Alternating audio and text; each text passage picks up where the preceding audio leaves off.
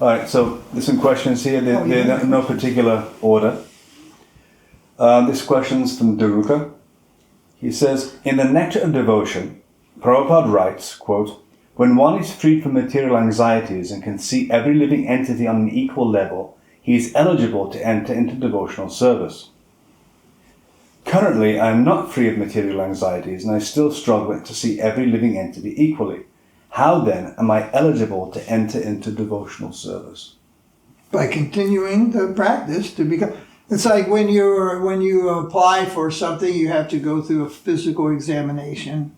You have to meet a certain standard, for whatever it may be. You have to qualify. So many push-ups, so many miles you can run and everything. So when you start, you don't hit the mark, so you keep practicing until you do. So when he says devotional service, that doesn't mean that I say, oh, could you help serve prasadam? And you go, I'm not free from material attachment. I don't see a living entity, so I'm sorry I can't do that. All these words like pure devotee, devotional service, they have layers. They have layers to them. And so if we are materially contaminated in our vision, and there are more things to add to that list than just those things. We see everything with the spirit of enjoyment.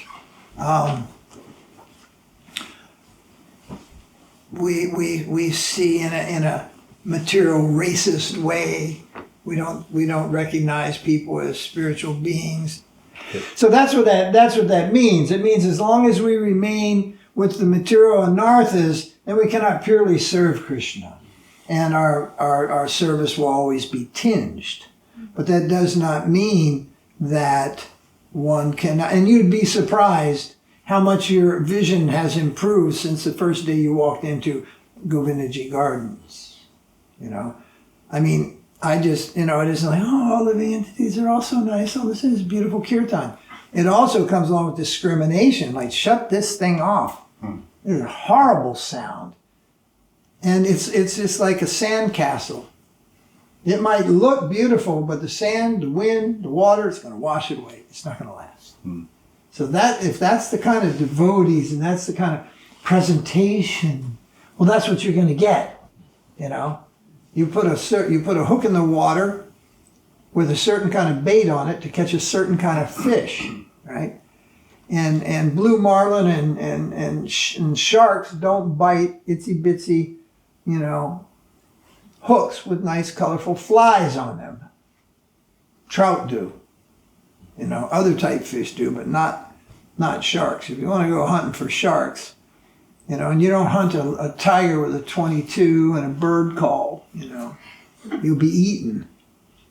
Understand? I'm just throwing out some silly examples.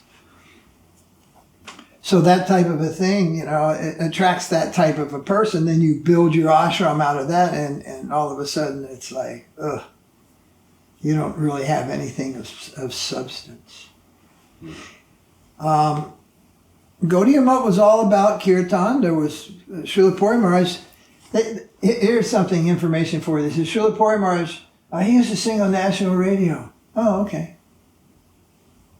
That's like being on 60 Minutes in the United States. If you said, oh, such and such Swami is singing on 60 Minutes. Wow, that's so great. It's gone out all over across the nation. 60 Minutes is broadcast even in Europe. It's like, wow. Well, the day he went on the radio to sing the Maha Mantra, millions of Bengalis, they're Bengalis. They don't count. That's the mentality that's there in the West, It doesn't count. What counts is Russians. Or, but if there are millions of Bengalis chanting Hare Krishna, that's no achievement.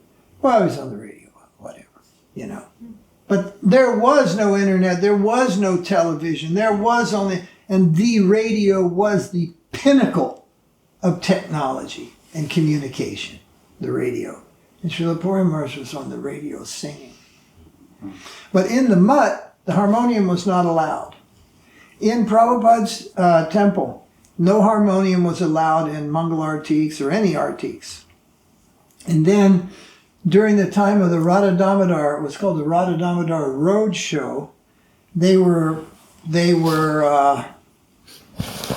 doing universities, and they had put together almost like, I think you call it an ensemble or something. That means many instruments, and then it was like, well, Prabhupada doesn't allow this, and Bhaktisiddhanta didn't, and Sankirtan means Kartam Madanga. And up to that point, that's all there ever was. You wanted Sankirtan, you had a Kartam Madanga. That's it. But Prabhupada did play some songs, and so it wasn't like it just started on one day. There was a little overlap. He had played a harmonium. There were harmoniums, but he didn't allow them in artiques and things like this. He was even very strict about the melodies that would be sung at different times. There was the morning melody. And one time Vishnu John sang a different melody, and he said, now he's ruined everything. So he was very strict on that. But anyway, the letter was that, can we use these instruments for Sankirtan because it's attracting people, it's melodious and people are attracted. And he said yes, you see. But it's like give them an inch and they take a mile.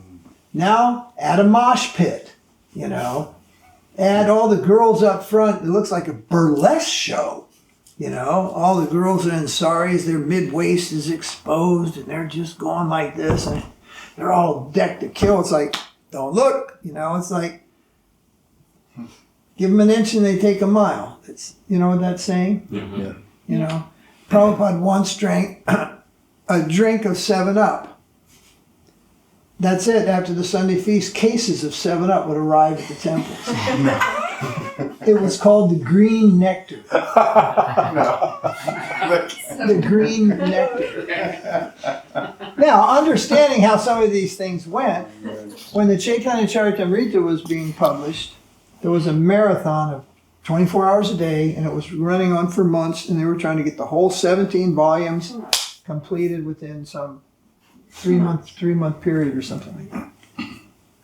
Don't know the exact detail on that.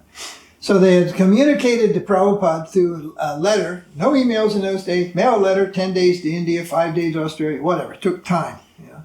And they wrote, and they said to Prabhupada that the devotees were having a very difficult time staying awake. The devotees are running a 24-hour shift and people cannot stay awake. So Prabhupada said, if they cannot stay awake, tell them they can take snuff. Now snuff is tobacco. Anybody here ever take snuff before beside me? No. It's like kerosene up your nose, man. It's like clears your sinuses and your eyes water and you wake right up, you know. We should do cayenne pepper. You know. So, but the devotees understood. If we tell the devotees they can put snuff up their nose, we all know what's going to be going up their nose later. Cocaine. So that was just, forget it. That didn't happen. They just hid that. That was not told to the devotees. And they're right. Give them an inch and take a mile. People would, and actually people did do that anyway. You know. And one devotee who was doing that told me, I don't see why it's material. I'm sleeping less. You know. And I said, well, if I start pulling your fingernails out, you'll sleep less too. But is that spiritual? Every time you go to sleep, I rip one of your fingernails out, you'll wake up, right? So is that just because it keeps you awake and you sleep less? I said, no. So the tendency is abuse, particularly in the Western world. Opium, ganja, you know, these from very extreme drugs. Opium is a very extreme drug. And to ganja, which is not an extreme drug. India had very little drug abuse. You could go up until recently and just go and get codeine cough syrup. Just go in, I got a cough, and buy codeine cough syrup. Do that here in the United States, you wipe out the population. Everybody be drinking codeine cough syrup. Abuse. The West is prone to abuse, whereas other places in the world are not so prone to that. You know why that is? I don't really know, but it's a fact. So you give somebody the permission to do something, and it becomes, as an exception, become the standard. You see? So, yeah. So back to your question, you can do devotional service. That has to be under guidance. It's like our friend Jeff, the Eternal Bhakta. He's not doing devotional service. He's all theorizing. He was so far out of his league, it didn't even make sense what he was saying. Didn't even make sense. And then to pick up on some particular thing that he heard somewhere and then repeat that and ask a question about the corporal body and all this. Question is also to be in the line of Bhakti Yoga. That was not in the line of Bhakti Yoga. That was just off the rails somewhere. And then the thing about rasa. Because he's not doing Bhakti Yoga. Bhakti Yoga, the first step, what is it? Surrender. Guru Pada Ashraya, nectar devotion. 64 steps, 64 angas of bhakti. The first one is acceptance of a teacher, guru. But then he'll say, or some people like that, they do follow Prabhupada, but they're not his disciples. And their following is subject to whimsy, it's subject to speculation, and it's wide open to misunderstanding. Then they hang around long enough, then they know enough names. Jayapataka, Radhanath, they know all the different names. They don't know anything about even who they're talking about. Because they're on the outside window shopping. And they never even go in and try it on. Go into them, see how this fits. They just sit out there until they become, it's like looking in the window of a photographer shop and just looking at all the cameras that have evolved over the years, and enough that you can, the Canon XL5, that was a really good model, but when they came out with the XL7, it kind of smoked it, or something like that. It's like, do you ever take any pictures? And I gave that example of my friend. I can't remember his name now. He was an Indian guy born in New York. Any question about aperture settings, depth of field, any of the technical stuff that you used to have to know. You bought a camera and it was all these numbers all over the thing. Now you buy a camera, it's just totally black with a button, auto, backlit. A moron can run these cameras. Right, Gaurava?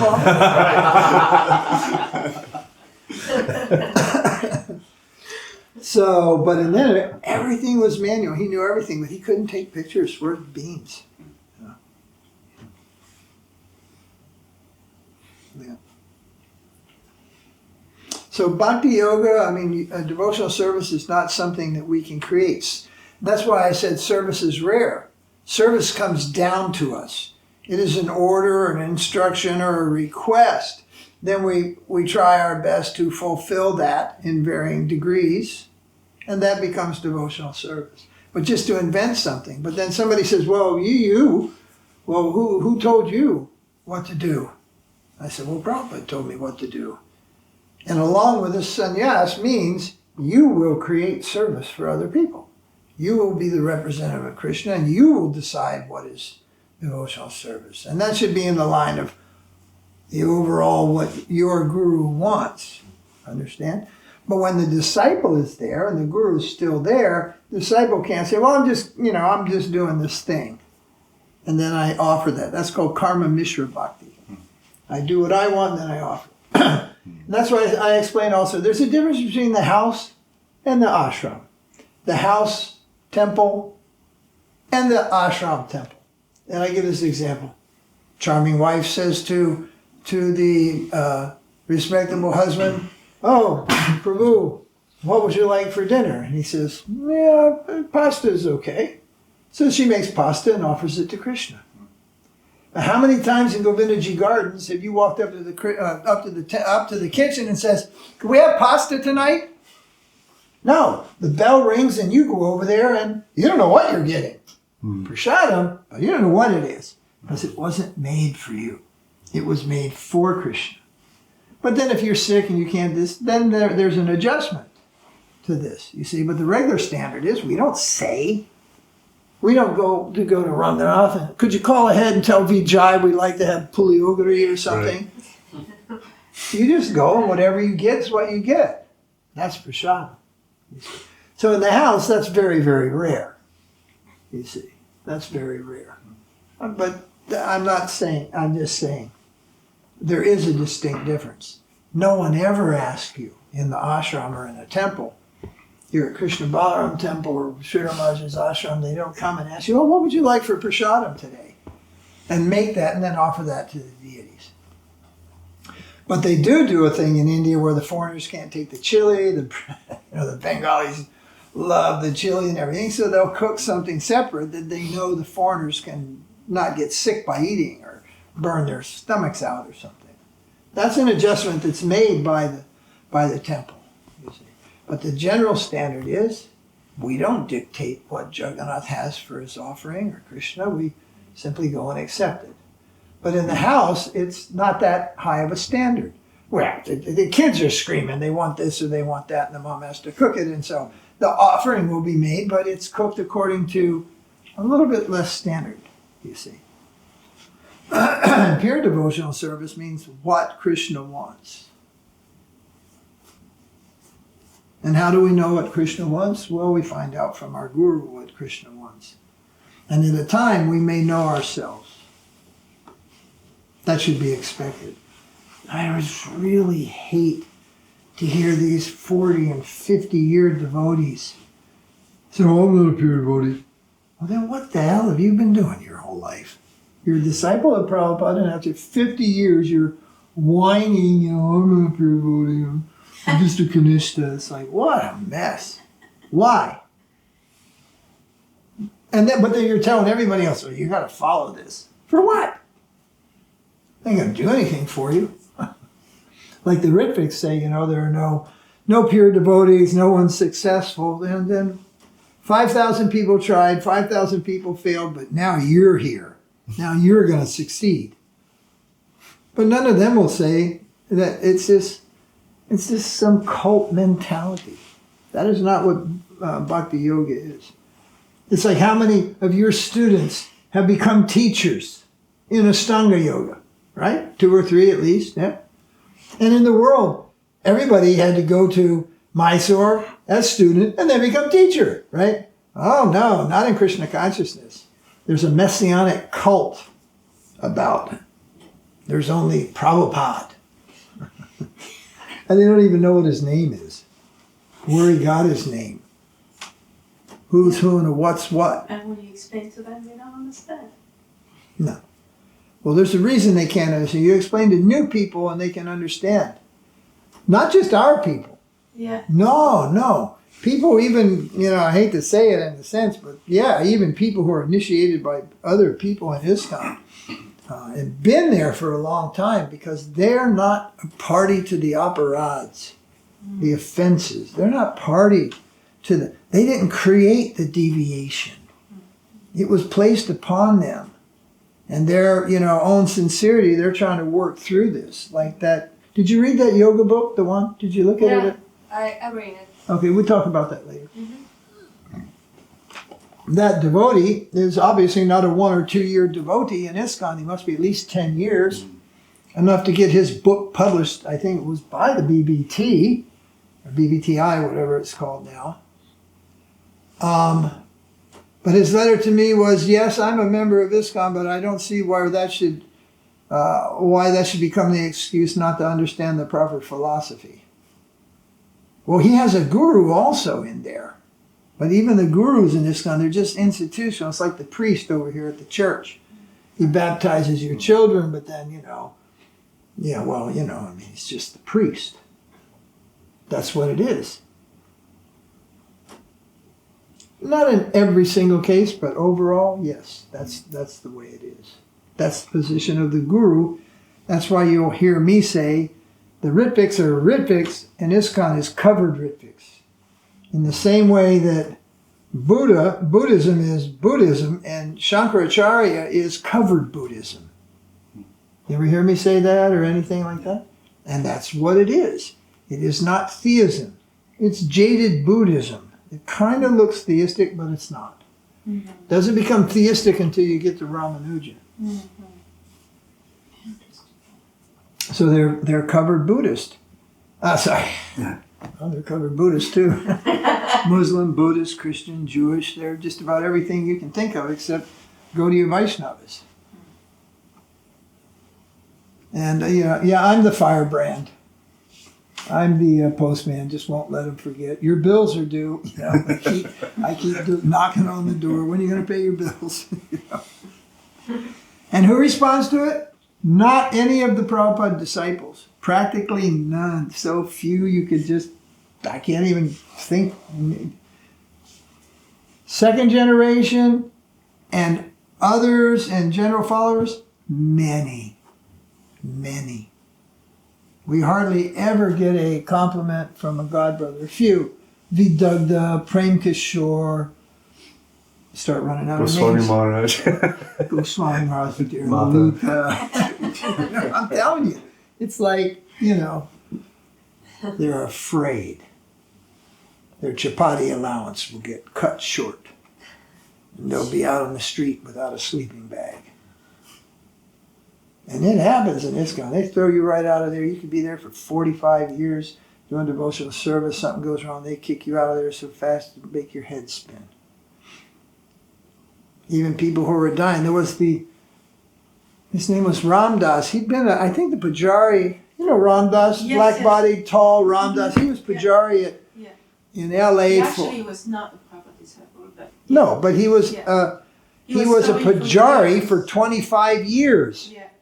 And he got cancer and he couldn't do his work, so they just booted him out. Yeah.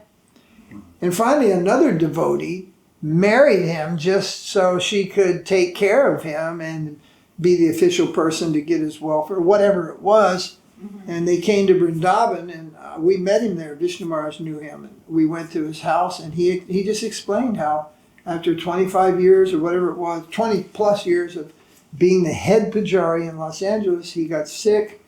They put him in a really squirrely, dinky little apartment, and his finances, he didn't have the finances to do it, so they just booted him out. Yeah.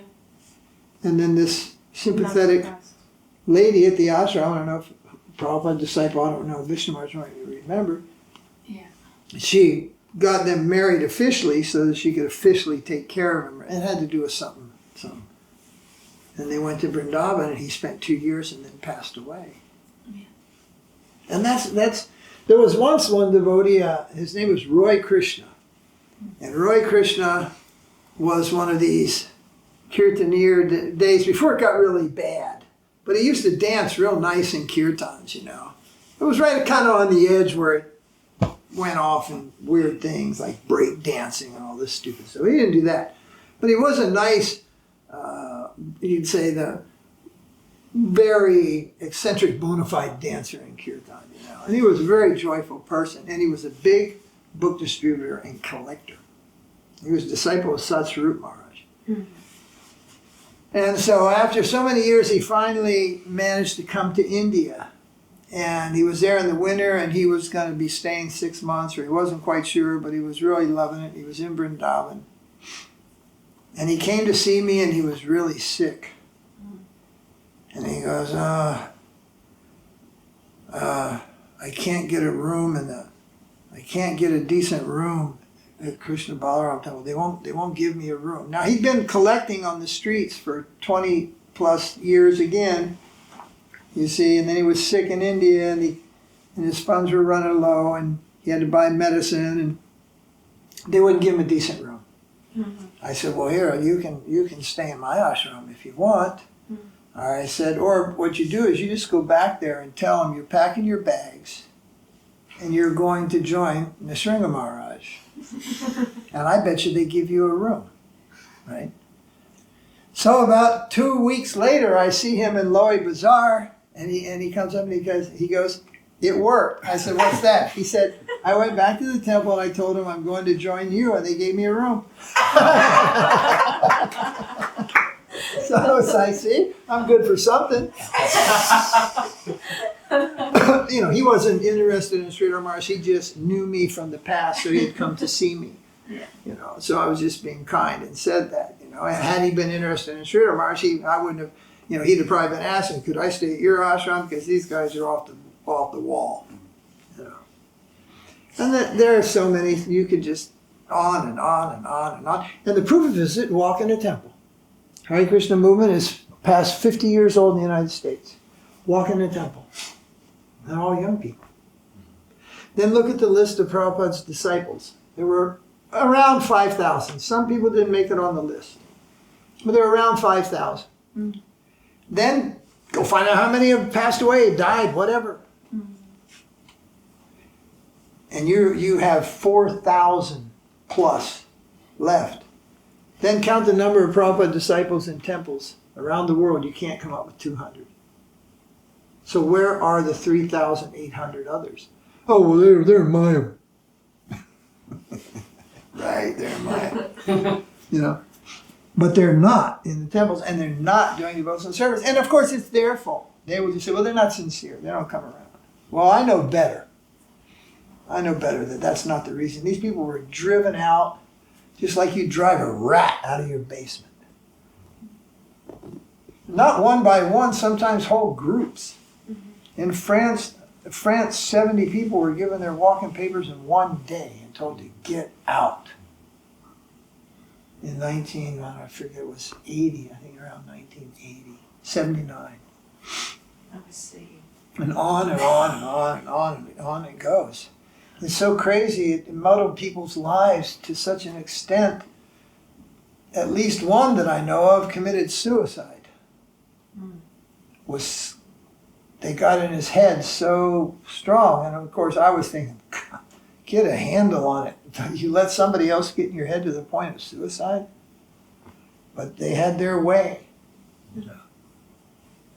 And seeing all that stuff happen, I used to avoid these people like the plague. And finally they figured it out that I was avoiding them like the plague, because when they would arrive, I would leave the day before. And the other devotees would say, oh yeah, Jagat Guru was just here. But he left. He went, I think, where'd he go? I think he went on Sankirtan. He said something about Sankirtan and everything like that. And then they go to another center and they hear the same thing. So after a while, they figured out, this guy's avoiding us. And I was like the plague. So anyway, I'm not trying to just play my own song here, national anthem for me. But the fact is, they have driven so many people away, and these people cannot be blamed for becoming disheartened and then going out to live in their own, to be Krishna conscious. You have something like, well, you see, someone like, for example, Leela Smart, like yourself. It's a total struggle to even, chant some beads and offer some food in your house. That's pretty much max for most people when they're out on the outside. They have to work, they raise their family, they have to do this, and they get sick. This happens, that happens. A little bit of chanting. Offer your food is about the peak of their Krishna consciousness. Well, I'm telling you, that's not enough. No, Krishna consciousness takes a lot more than just that. But if people are doing that, that's something good, you see. And a lot of householders, well, they just have to live with that. That's why it's important to have an ashram as your center where you can go and turn up the heat every once in a while. Put in a full day instead of an hour in a day, Or there's something worthwhile for you to donate to from your labor in the world. But a lot of these people are just so far out there, they don't even... Like Janardhan in Mexico for years, they used to just hit him up for Rath Yatra because he was successful in his bakery and everything like that. And that was the only service he had, was once a year give a fistful of pesos so they could put on Rath Yatra. I mean, a big fistful. He would give a lot to put on Rath Yatra. Otherwise, they didn't care about it. But I encourage your deities, Gaurnitai deities. We gave him deities. I gave Bhadra Shaligram. I brought dust from Rupa Goswami. What did these leaders give and bring to their householders? Well, not a whole hell of a lot. No. In a lot of cases, nothing. Except for, you haven't given any donations in a while. And they lean on them for money, and after that, adios. Yeah. So, it's not the bulk of devotees that are held responsible, or you could say are to blame. It's leadership that is to blame. Why any country is the mess it is. First blame goes to leadership. Lack of leadership, weak leadership. Well, so weak that the leaders go out to Sahajiyas and all Hindu. They're not, I don't even know if they're Sahajiyas, but they're not Parampara. They're not in the line of Bhaktivinoda, Bhaktisiddhanta. They're just in the Braj and they're doing this or that, or they're copper plate. The list is so long, it's hilarious. The copper plate Baba, the Dunda, what's it? Dunda Banga Nadi Baba. Dunda Banga. Dunda Banga Nadi Baba. Ramesh Baba, Narayan Maharaj. The list just goes on and on. Of just going everywhere and anywhere, but not going where they should be going. Learning how to do puja and yajnas according to the Sri Sampradaya or something. It's just like, but not learning how to do it according to your own Sampradaya. This is just standard. And when the leaders do it, what to speak of everybody else. And then they tell them, well, you shouldn't do that. You shouldn't do that. But then if you go back to the temple, it's the same old, same old, same old, same old. It's like no progress there either. So then they just, It's like you tell your kids, don't take the cookies. Don't take the cookies. And at a point, you don't give them something else. You leave, turn around, and they go for the cookies. Yoga Maya had a nice question. She said, in the class you gave in Berlin, you said that ānandamaya is a high state of love for God. So it's something that we want to achieve. But I'm a little confused. What is the difference between ānandamaya, prema, and samādhi? Nothing. No difference. Just different words. The lake, the body of water, the pond. Well, the lake's bigger than the pond. Well, you know what I mean. It's the pond. Are you going on the sea? The what you call the Romans would call this a sea. The Mediterranean was the Roman pond. Different names for the same thing. Water, agua, pani. Oh. Ooh. Oh. Oh. Just oh. Yeah. Oh, pani, agni. Let me home.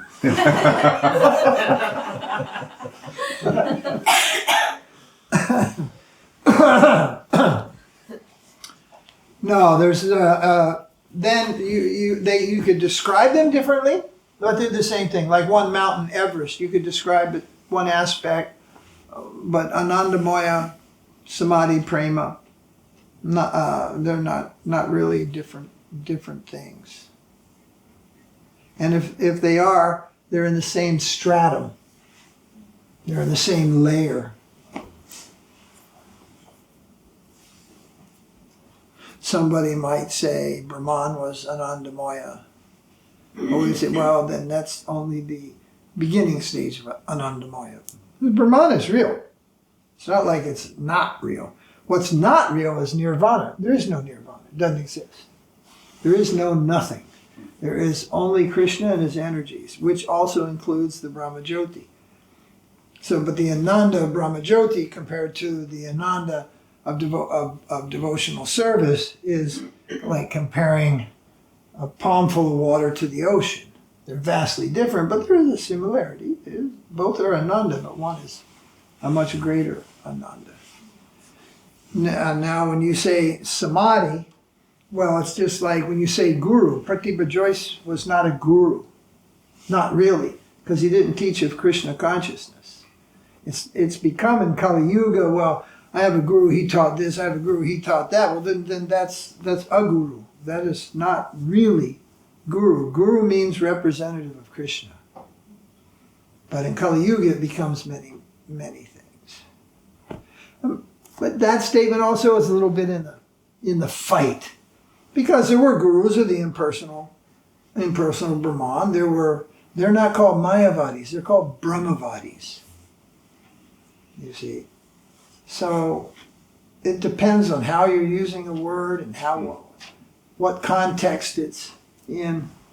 The Christians say they defend the fact that they eat animals and say, God says in the Bible, God, I give you dominion over all the animals.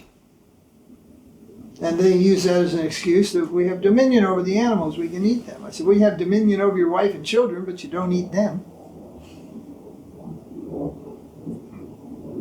So they have selective meaning. But then you apply their selective meaning somewhere else and it doesn't hold. Why is everybody staring at me? Relax, will you? It's like a time freeze. Listening intently. Yeah, it was listening very intently. I know this made me say something wrong. That's why I have Geary here to correct the paper. It's like theism a la carte. You know, they got the big menu of all the. Well, somebody said to me something about, oh, well, Guru said it. You're a scholar. I said, no, Maharaj Prabhu, I'm not a scholar. He said, well, you're scholarly. I said, okay, well, we'll just drop this conversation. I'm not scholarly either. I'm not scholarly. How many times you see me reading books? I am a scrapper, though. A fighter. And dovetailing this aggression to fight for my gurus, to fight for the truth. They're the great scholars. I'm just the doorkeeper. I'm just working I'm the bouncer.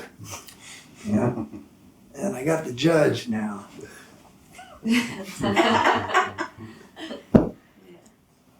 A scholar is, Gary's more of a scholar than I am. I refer to him, Gary, look up this verse. What is that verse? This and that. I mean, he's prone to study. I mean, yesterday I saw him sitting here studying and looking for things on the internet, and I was just like, wow, bouncing off the walls. I can't even sit in a desk more than a couple hours. I get antsy. I'm not a scholar. So my friend from Hawaii years ago, he said, oh, I read your books, you turned out to be an amazing scholar. And I wrote back, I said, there's two things I hate in this world, scholars and scholars. I said, I am not a scholar. You hate me? But only a little. Okay. Only when I envy you.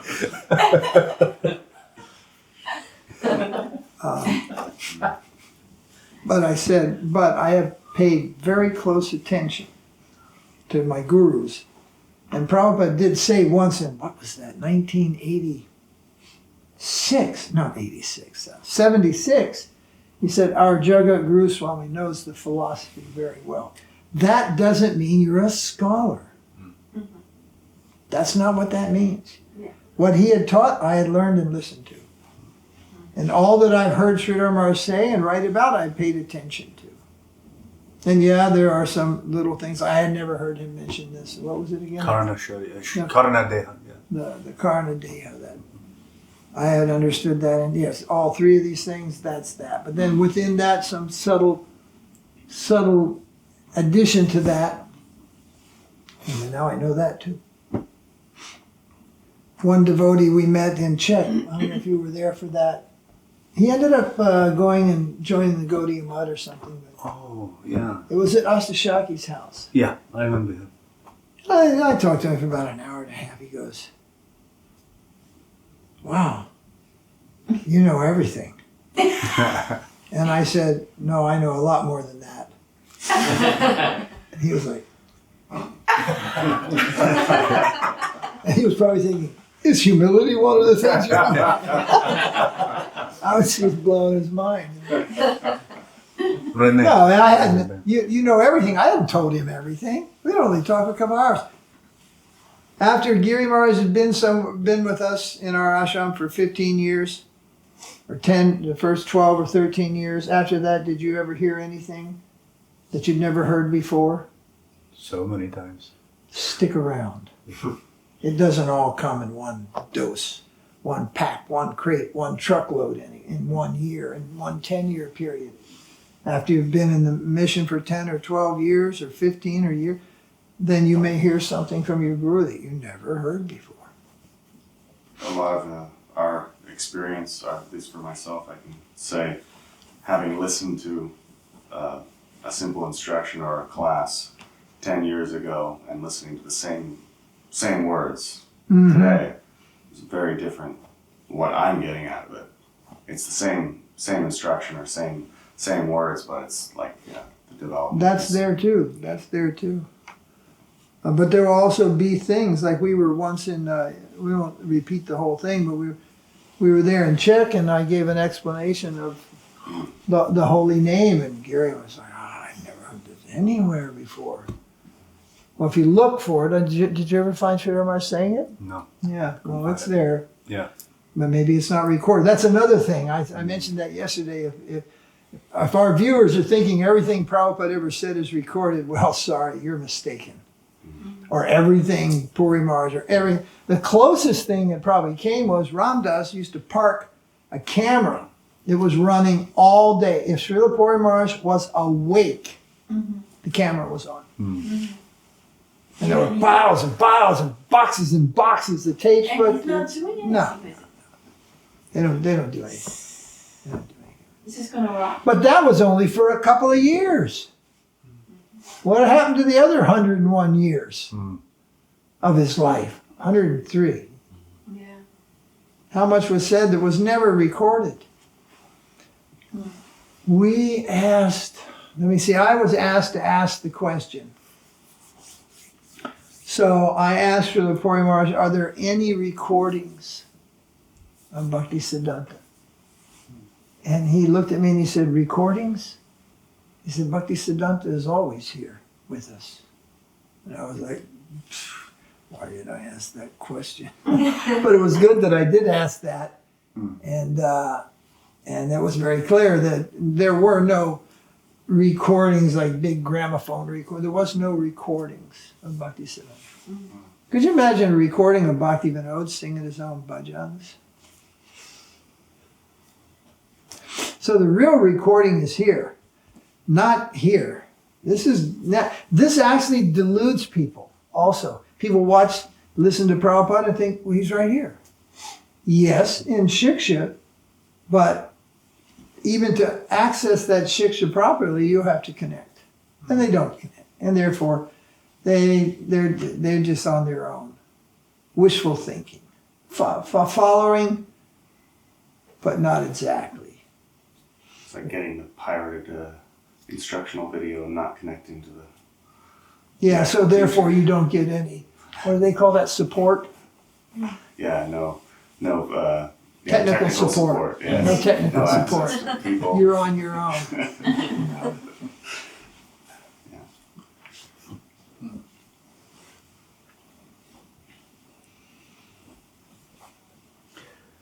Gopal's question, since a Vaishnava never feels that he has fully crossed anartha-nivṛtti, what are the best indications that we are making tangible steps in the right direction in our spiritual journey? You turn over all your credit cards and bank balances to me. Then we know you're making progress in the right direction. Okay, what's the question again?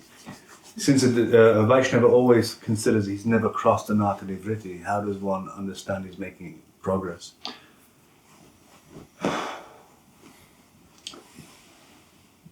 The inability to quit is the proof of your advancement. To mistake is natural, it happens. Of course, very serious things try to avoid, but things happen.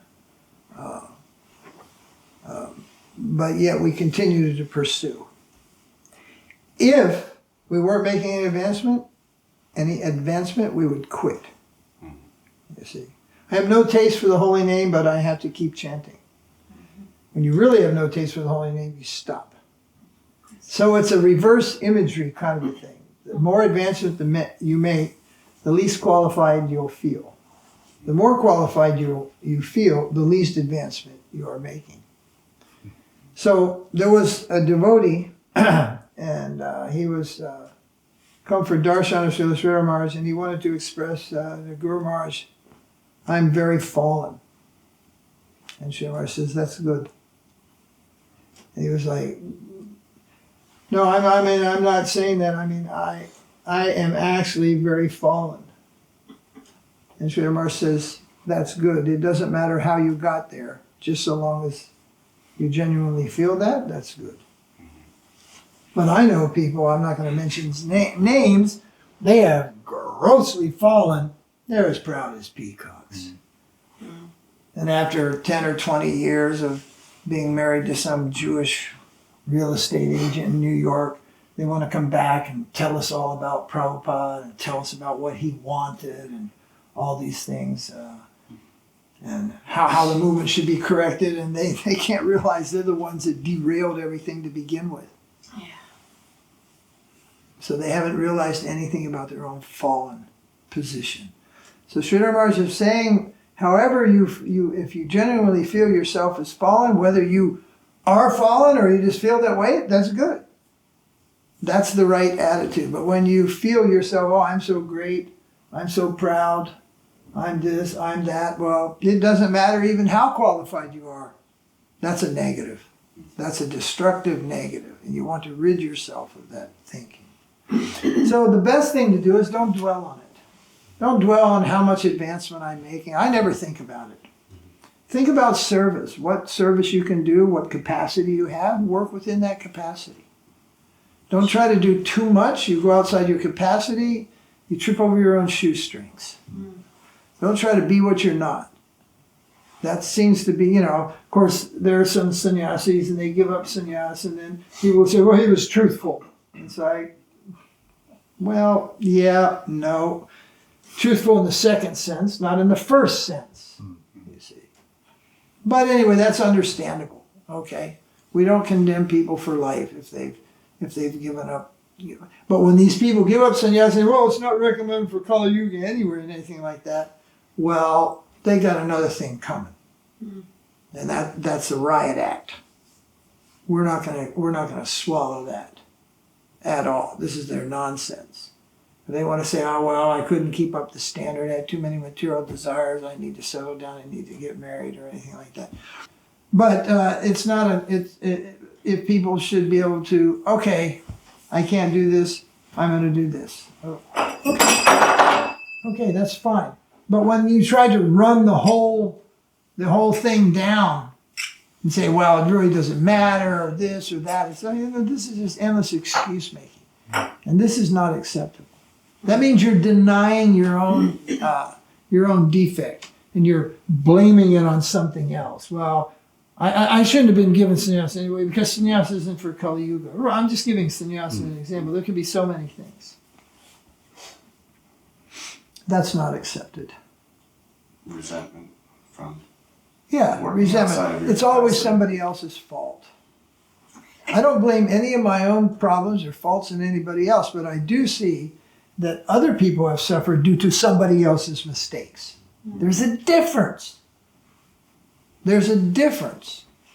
You suffer yourself and you say that's your karma. You see somebody else suffer, particularly a devotee, and go, oh, that's your karma, that's his karma.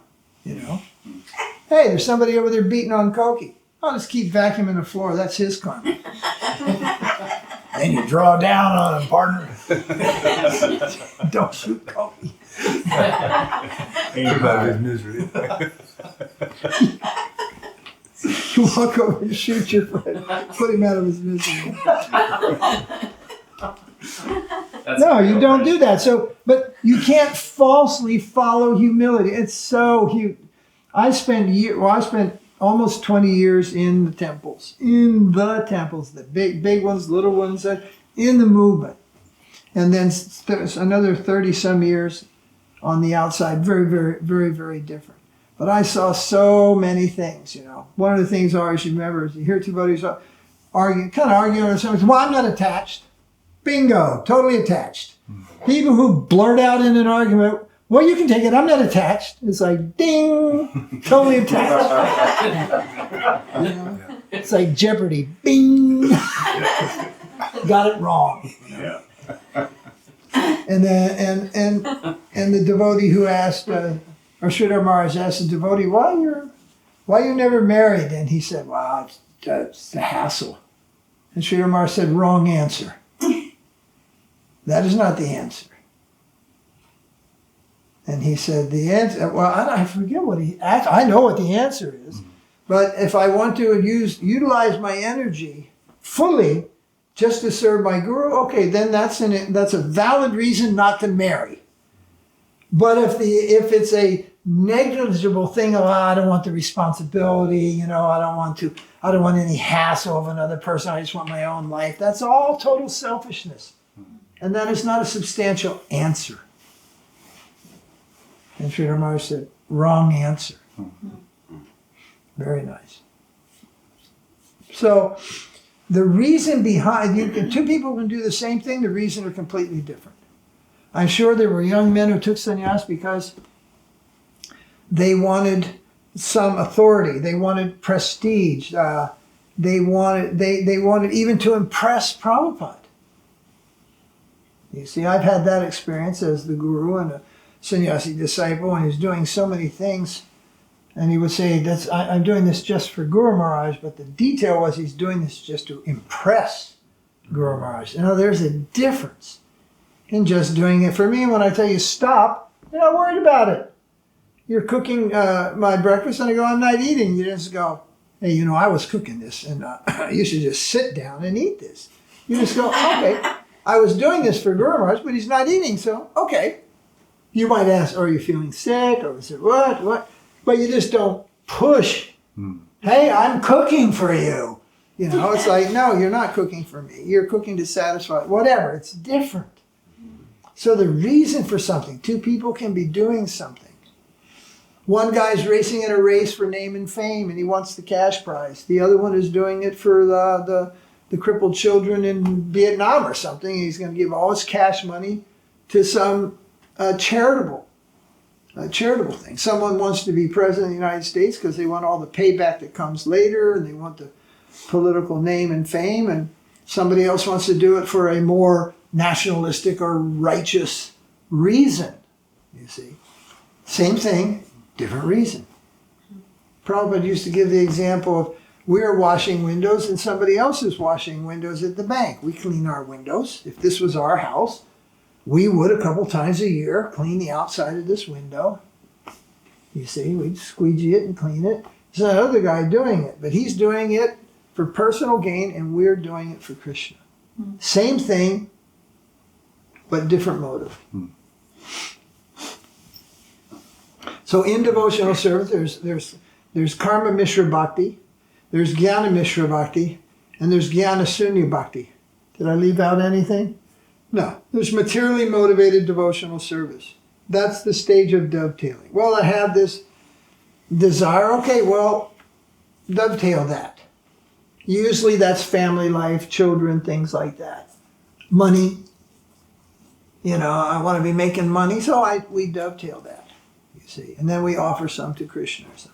Kunja Bihari, on the other hand, he doesn't work for himself. He's also working, making money. He gives everything to the mission. Everything.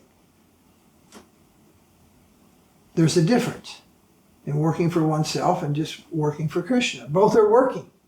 But then the motive and then the fruits of whatever it is. So the ability to see things in their proper dimension is a Madhyamadhikari and an Uttamadhikari. Not that the Madhya can see everything. But the Kanishta doesn't see anything. It's all bhakti. It's all devotion. The kirtans are all fired up. Like that one. I'm sure it's just... And who's it styled after? It's styled after the leaders that have created this type of thing. The Bhaktas didn't join. Some guy joined with some certain thing. They encouraged, either they did it themselves, some similar thing, and that sparked, the spark of that fire lit another fire. Or something just started to happen and they just encourage it. So many times I'll say, don't do this, stop that. Let's not do that. Let's not go there. Different things. Do you see that latest picture is supposed to be of Mother Yasoda? No. Oh, looks like a hooker from Bombay. Oh. I mean, and she's flat out ugly too. Overdone. Looks like one of those girls from Rajasthan. Just so much makeup you could scrape it off with a tongue scraper. I I'm serious. I'm serious. And it's on the cover of Shiva Ram's latest Oh, that book. one. And Mother Yasoda, if they just read the descriptions, Mother Yasoda is elderly. She's in her mid-50s. She has gray hair, Little plump. little plump, pleasingly plump, like grandma figure. I mean, this one looks like hooker figure that really got messed up. It's just like, wow, how could you allow that? On the cover of a book, I don't know what this book is about. I guess something to do with Mother Yasoda or Krishna Leela or something. He has the habit of writing his own Krishna Leelas. That's sweet. Well, it's infinite, so it happened in my mind. It's just like, So it must have happened somewhere. yeah, so it must have happened somewhere. Yeah, in the mind of some guy in a lunatic asylum also. But it's like, they're pretending to bring down the eternal Leela of Krishna. It's just like,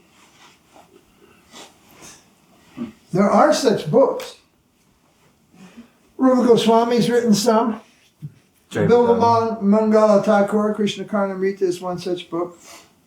Then there are descriptions of such. They're not really telling you the Leela, but they're kind of like photo description of the Leela. That's Brahma Samhita, is telling you so many different aspects, but it's not like, and then this, and then this, and then this, and dialoguing, right? But there are dialogues, and they're from the eternal Leelas of Krishna. And then there's just total speculation and fairy tale stories that have nothing to do. And probably, if I wasted my time to go through them, they're filled with rasabhas, and they don't even realize it. And how that picture, if what was written is so pure, how that ugly picture could make it on the cover with the approval of the person who wrote the book. Impossible, in my thinking, how that could click. Like those early Krishna book pictures, they're not artistically great at all. They're almost childish, but what is there is a purity and an innocence. Yes. That shines forth, Whereas this other stuff may be artistically so great. And that's what happened. It went on and on till Krishna looked like the football jock at the university or something like that, the quarterback, It's like, it just became mundane. But what were they studying? Remember when the whole artists went to Italy or France? Remember in Bhagavan they were studying the classics, right? Oh yeah, from the beginning I joined the artists. Yeah, but where that is... It's more important to be like an old master than actually describing devotional. Yeah, and it deviated from the schools in India. Follow classic Shilpa Shastra direction. There are measurements to the nose, eyes, distance between for kings, mortals, sages, and gods and demigods and all of this kind of stuff. And a master is someone who can really just bring it all together. And you have Kangra, Pitchwide, Nathadwar, Tanjore, Mysore. You have these classical forms. They all follow the same set of rules. European art didn't follow anything. There's a bunch of drunkards created this European art. A bunch of winos, womanizers, cigar smokers, and meat eaters. It's like, the hell with that. So they followed it to such an extent that it just left the sense of pure bhakti behind and just went into this mundane. It's just terrible. They have these pictures of the gopis and the rasa dance and all this later stuff. It's just like, forget it. Just go back to the original Krishna book. Rasa dance picture was almost childish, but it didn't commute any lust. It didn't commute mundanity. It had the innocence, and that was enough that, along with the words, you could get the picture. Now the pictures are totally misleading. Totally misleading. So I don't even look at Krishna art anymore. Don't even look. Or the old what's called the old Brajbasi prints. They were painted before World War II. Printed in Germany. Beautiful pictures of Krishna, Murli Krishna, Gopal Krishna. There are some just amazing pictures, They are artistic. They don't communicate any kind of mundanity. Yeah, like Bhakti. And they follow the Shastra. Whereas these guys don't follow the Shastra. Mother Yasoda doesn't have jet black hair and look like she's 26 years old. She looks like grandma. She's 50-something years old. She has no children. Nanda Maharaj and Yasoda had no children. He's really gray. Like she's got a little gray. He's really gray. And then he looks like some, World War One flying ace. Yeah. World War I flying ace. Yeah, right. Yeah. Looks like the Red Baron. Yeah. Yeah. A real ladies' man, that Nanda Maharaj,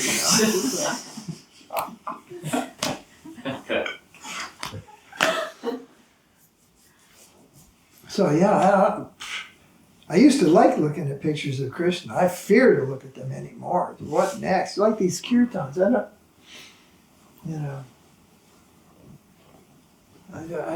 never listened to them. Even Braj Kishore had some things he was playing in the car, and I just didn't want to get into it. But it's just like, you don't know who these people are. I do.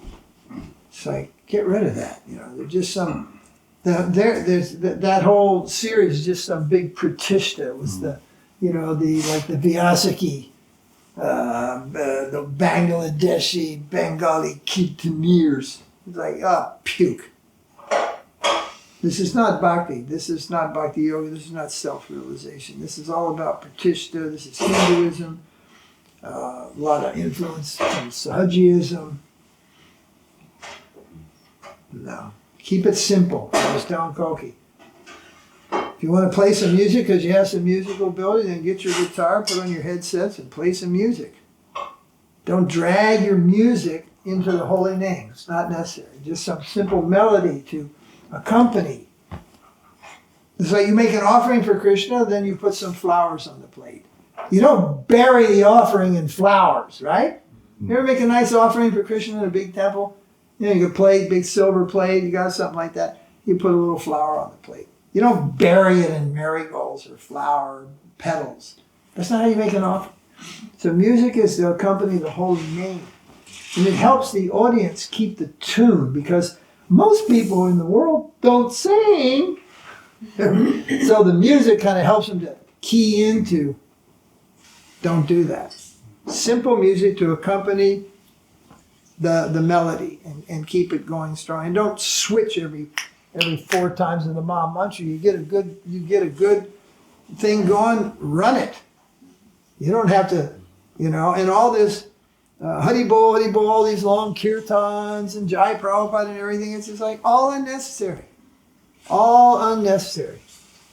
The kirtan is the holy name. That's the main thing. And you put a little bit of Gaurnitai or something there at the end. Right?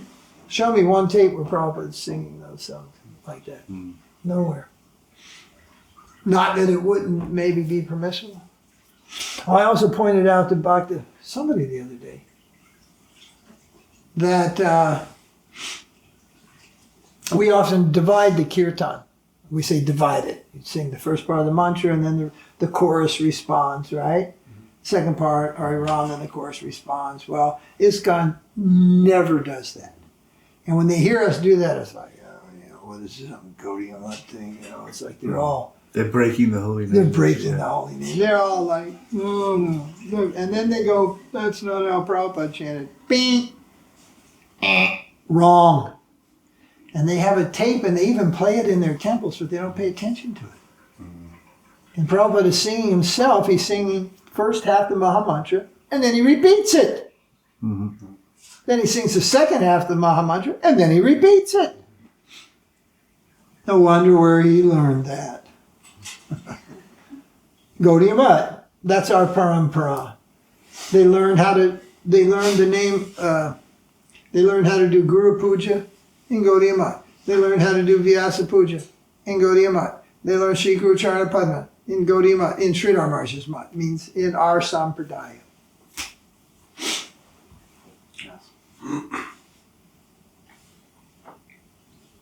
So, like I said in this latest video, I said, if you don't know about Gaudiya Vaiṣṇava, it means you don't know about our Parampara. It's as simple as that. And we said to Giri Maharaj when he first came around, no Śrīla Maharaj, no Parampara. You don't have Śrīla Mahārāja, you don't have a Enjoy. parampara. Now you may not know, and you'll be okay, but you are against, you don't have a parampara. You're not in the parampara. He's both the parampara of Prabhupada and Shiksha and Bhaktisiddhanta and Bhaktivinoda, and he's the Param Sannyas Guru of Prabhupada. So no Śrīla Mahārāja, no parampara. Simple as that. And I'm not the only one to say that. Others have said it. Even Śrīla Mahārāja's godbrothers have said it. Disagreeing with Śrīla Mahārāja means you're not a follower of Bhaktisiddhanta or Bhaktivinoda. It's not possible that you remain their follower if you disagree with Śrīla Mahārāja. He held the position of the Rupanuga Acharya. And some of my closest friends in life have gone against his conclusions. And that's quite disappointing, you know. It's quite disappointing in family life when a husband is rejected or a wife is rejected after many years. It must be very, very painful, both for the other family members as well as the individuals. But in this world, that one usually turns into I hate your guts, you know, and suing each other and beating each other up and stuff. But it starts off so nice, right? But it's painful, right? Well, I don't know about those direct things, but to see some of my friends, the things that they've wandered off into and everything, it's just like deeply disappointing. I'm not going to cry much about it. Being hard as a rock, I'm not going to cry about it. But it is disappointing.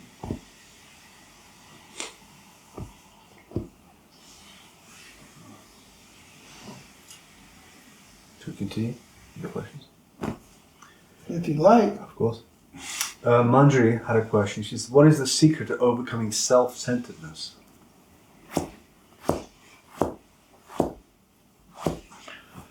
Well, many of these questions, it's the same. We could give the three-part answer, always good for everything, Guru, Sadhu, Shastra. But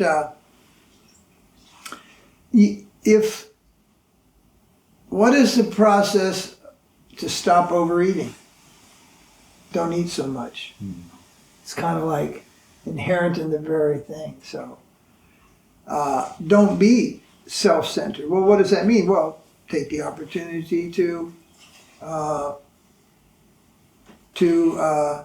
don't be first to sit down for prasadam, offer to serve prasadam.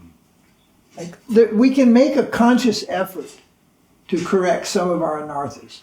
Some of them we can't even find, wow, where's the conscious effort not to be lusty? You know? There is no, practically, very difficult. Some things are more difficult. But other things like, well, how can I stop overeating? Don't overeat. Simple as that, you know. Oh, someone will say, well, drink a glass of water before you start to eat, then half your stomach is filled up. And that's true, and then your stomach fills up, but your tongue is still wagging. Because over, you know. So the process itself, chanting, following the order of your spiritual master, chanting every day, reading every day, all these things are drops of water that wear away the stone. And self-centered is one of them. Yeah. And very important is deity worship. You see.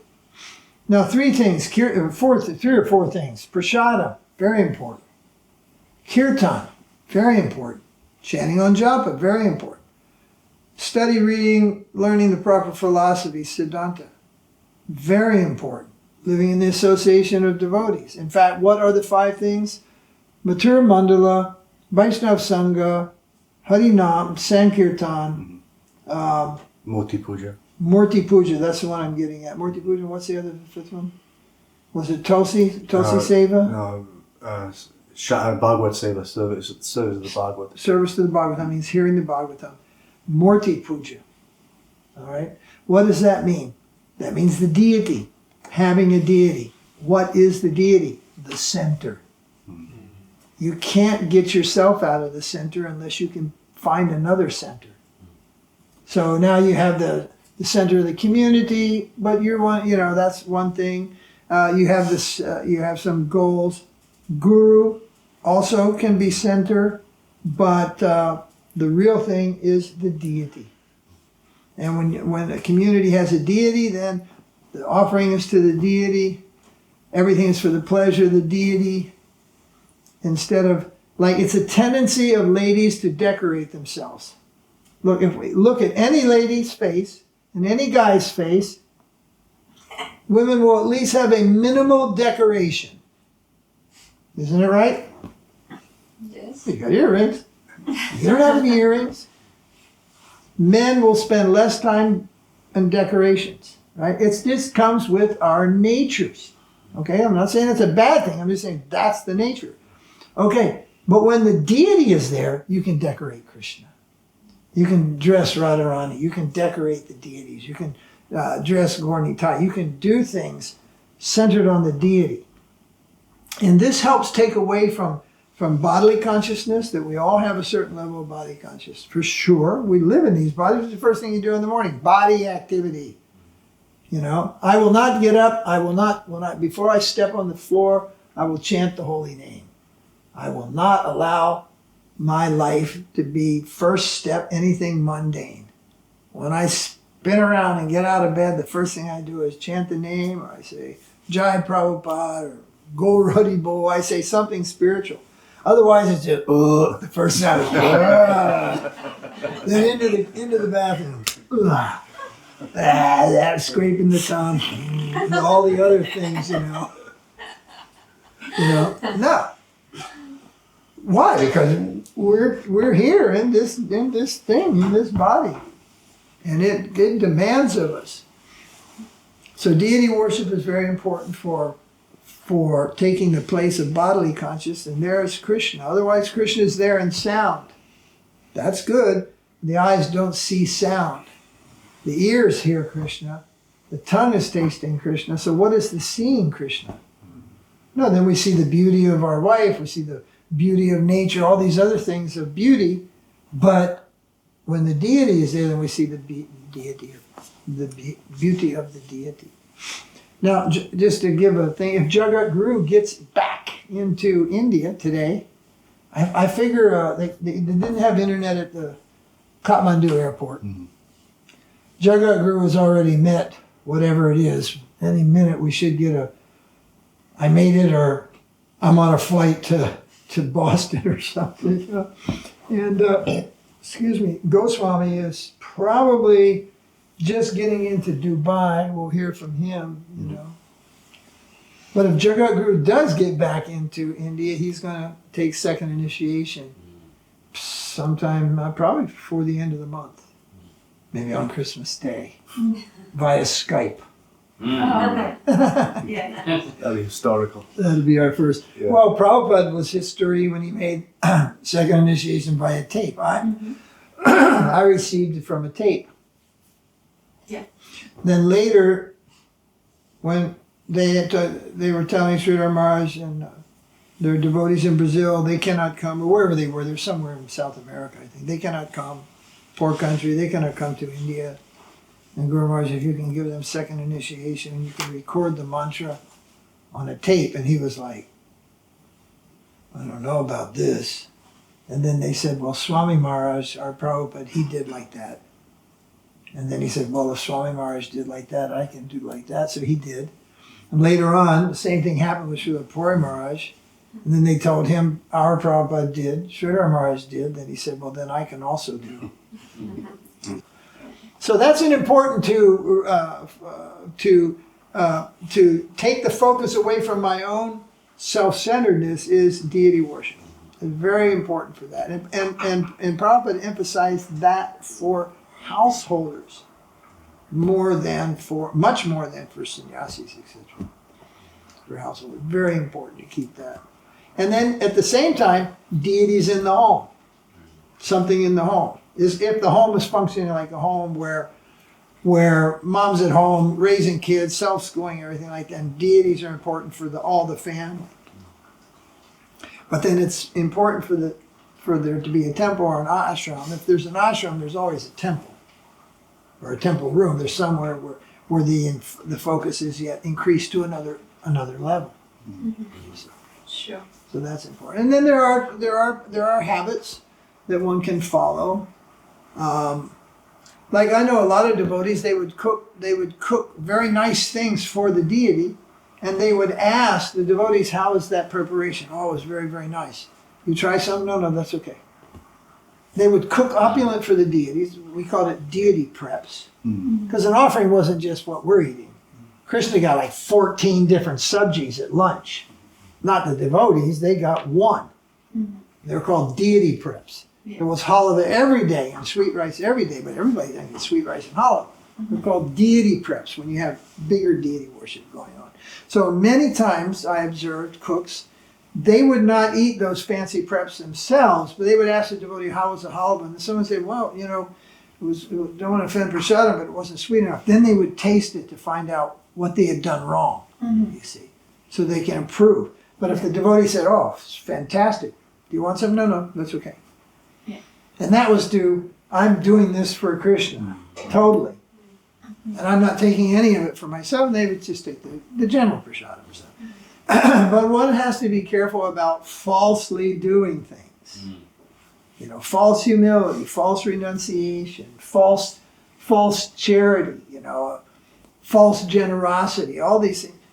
Learn to do things real, and all these things naturally occur if we're following the basic spiritual teachings on the path that we've embarked on, that are being given to us.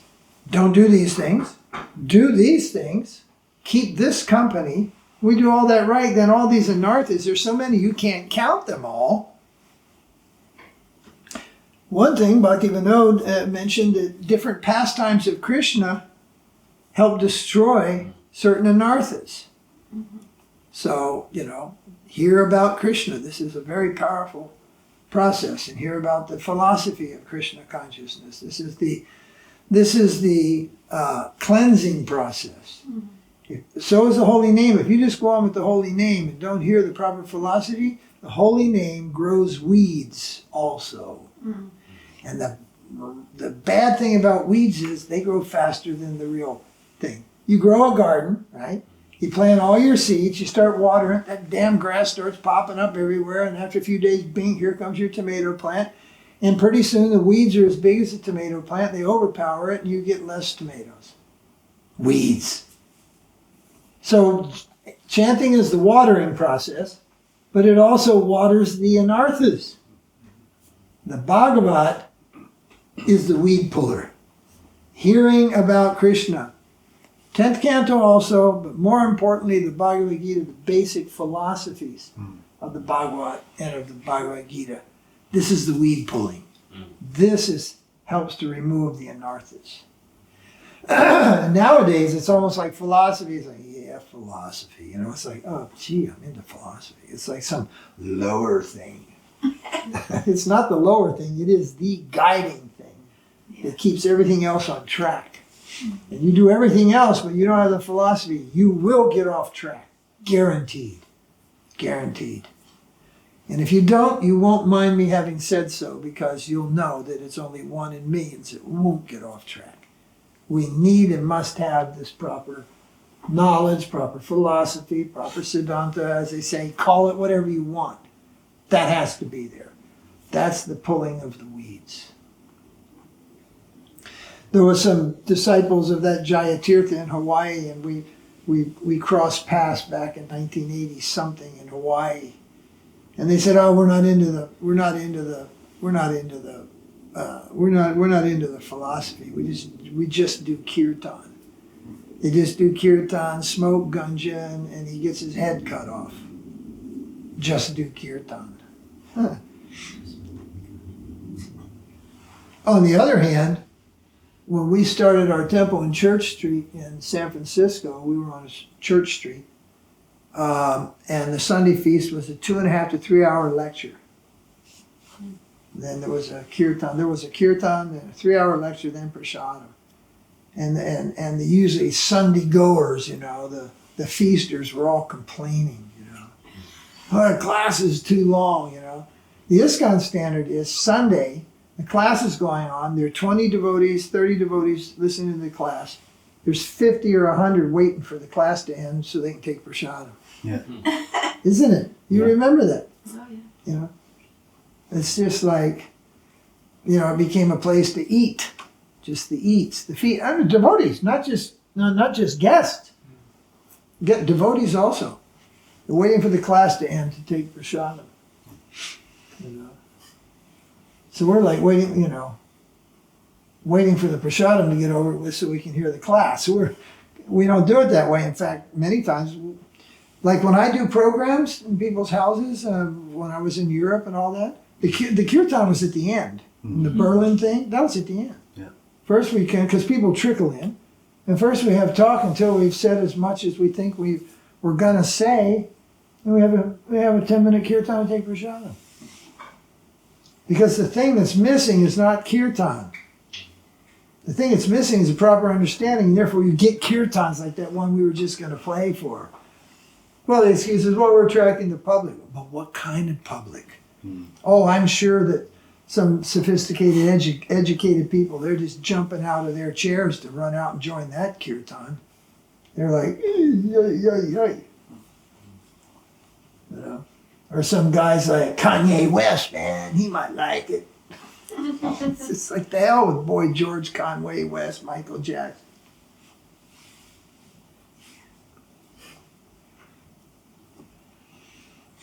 I don't think any of these Krishna bands or anything has made any devotees since George Harrison and My Sweet Lord. Since that song. There have been so many Krishna bands. I haven't heard that. There was the punk rock thing. Remember that in the 90s? The straight edge one? Straight edge. And that Yeah. just added to the confusion, the crazy dancing and stuff. Yeah. I haven't heard of, in my generation of devotees, anybody coming through that. That's mostly children who are born in devotee families going to that because it was some cool side activity that could be considered devotional by the wider social group. Some people say, but you do this surfing or you do this mountain biking or snurfing or mountain biking and everything. I say, yeah, but you don't see the difference? We don't mix the two. Mm-hmm. We don't mix the two. And they're mixing enjoyment into the kirtan. We don't do that.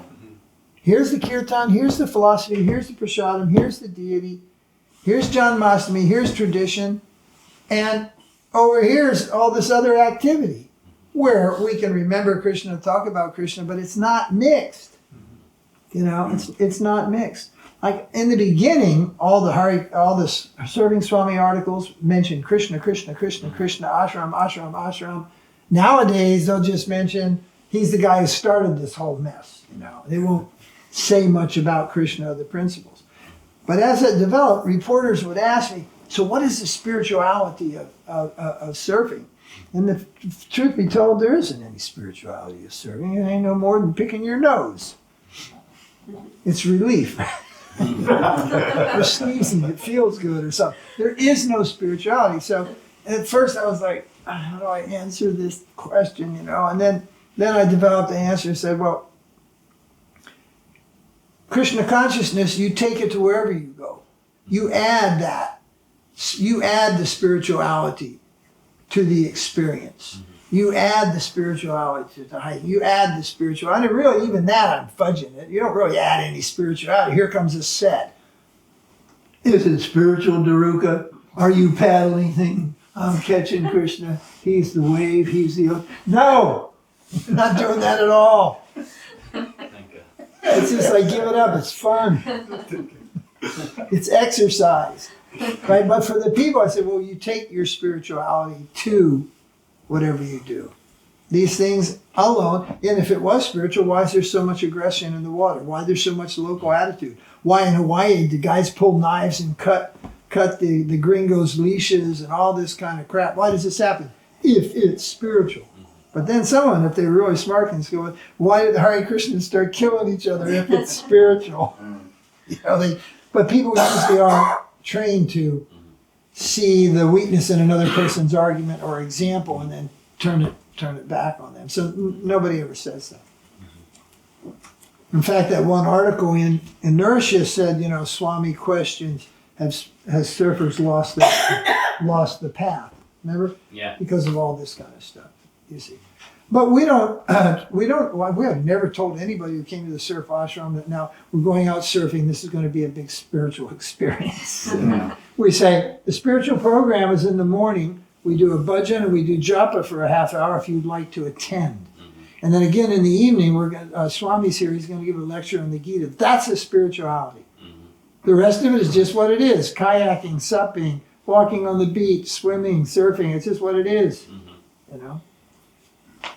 I remember your reaction when someone in Chikal suggested that we take a lancha up to the river while doing kirtan, and you weren't at all like I wasn't so enthused about that. Yeah. In Bengal, though, the devotees used to have a boat. What was it called? The Nitai Padakamala. It was called the Nitai Padakamala. And it just cruised the Ganges. You know, a big boat, like a smudge pot with a diesel engine. And cruised in backwaters of the Ganges doing Harinam and all this kind of stuff. And yeah, that's Bengal and the village and people coming out and everything. I didn't need to do that. Not that that would be a bad thing if that was just our own river. Yeah. But we didn't want to come in there in a weird way, you know. So I was very, very cautious of what we do there, you know. We could do Harinam in Guanajuato if we wanted. I don't want to do Harinam there. I'm not there to do Harinam. Just for a bunch of passing tourists. They'll see it somewhere else. We're doing something specific. We're trying to build a community in that town. So far, so good. Now, if we had 25, 30 devotees, we might do something like that. I know it's not on my list. You know, that's like ISKCON can't think off their list, which is not a bad thing. They do many traditional things, right? So that's what they're doing. And I'm doing what they're not doing, or we are doing what they're not doing. Maintaining the proper philosophy, trying to maintain proper kirtans and build social structure, something they never did. Now that's done a little bit with the Hindus. The Hindus identify as a community with their local temple and they support it. But after 50 years, there's no local American community. They wouldn't have anything without these Hindus, you know. You mentioned that a few times before. The many larger missions than us are already propagating the holy name, doing the wide preaching in that way, and giving the holy name, and we're a lot smaller and a lot more focused on. But we give the holy name. We just don't go out. We don't go out to the public in that way. Yeah. And someone would say, "Well, would you be doing the surf ashram if Prabhupada was here?" I said, "No," and you wouldn't be asking me that stupid question. You know, we'd all be doing something different. We're talking about day after. We're talking about survival. Like that couple that became recently Muslims. I remember that ladies. "Well, what's your program?" she said. It was like challenging. "Well, what's your program?" When they came to visit us in West Pollard, I remember her question, "What's your program?" And I told her, "Survival." She should have listened because she just became a Muslim. Yeah. Her husband's name is Prabhupada Das. I think there's only two names that rate at the top of the top. I mean, there's Guru Das, Jagat Guru, and Prabhupada Das. These are the three top names that you could kind of maybe almost want to pick for yourself if you were going to pick a name, you know, in the time of Prabhupada. And Prabhupada Das becomes a Muslim. He didn't survive. He didn't pay attention. And his wife, same thing. Yep. So we don't have to answer to any of those. Well, what Prabhupada said, please, you know, we're not beyond him, but those days have been massacred. And just all of us shave our heads and wear dhotis up and down the street and everything. You're not going to get a single one more person coming. In fact, a lot of the people that we might be searching for might not be so eager to join in. It depends. I'm sure. Well, I remember Dharuka. Dharuka said he had never joined the Hare Krishna temple. I mean, he went there with Mother Kanka, right? Took prasadam and everything, but it never entered your mind. Like, I wonder if I'm going to move in, right? I'm going to become Krishna conscious, right? Yeah. You told me that. You didn't have that thought. India is different. India is, that's a different thing. India.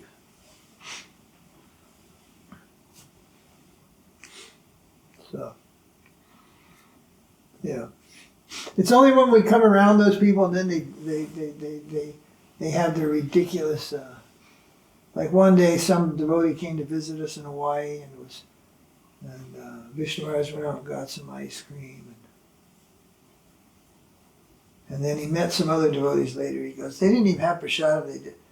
They had ice cream. Krishna doesn't eat ice cream, and Guru Kripa said, "Oh yes, he does." Guru Kripa was staying with us. He does now, or he says he sure does. It's just like so nerdy in their approach to things. Dweebs. And then they can't understand anything. Get rid of it. Prabhupada took snuff. He was asked once about it. He said it was a Brahmin's habit. Well, it's like, whoa, wait a minute. That's no kind of excuse. But he said it. It didn't get around, but he had snuff.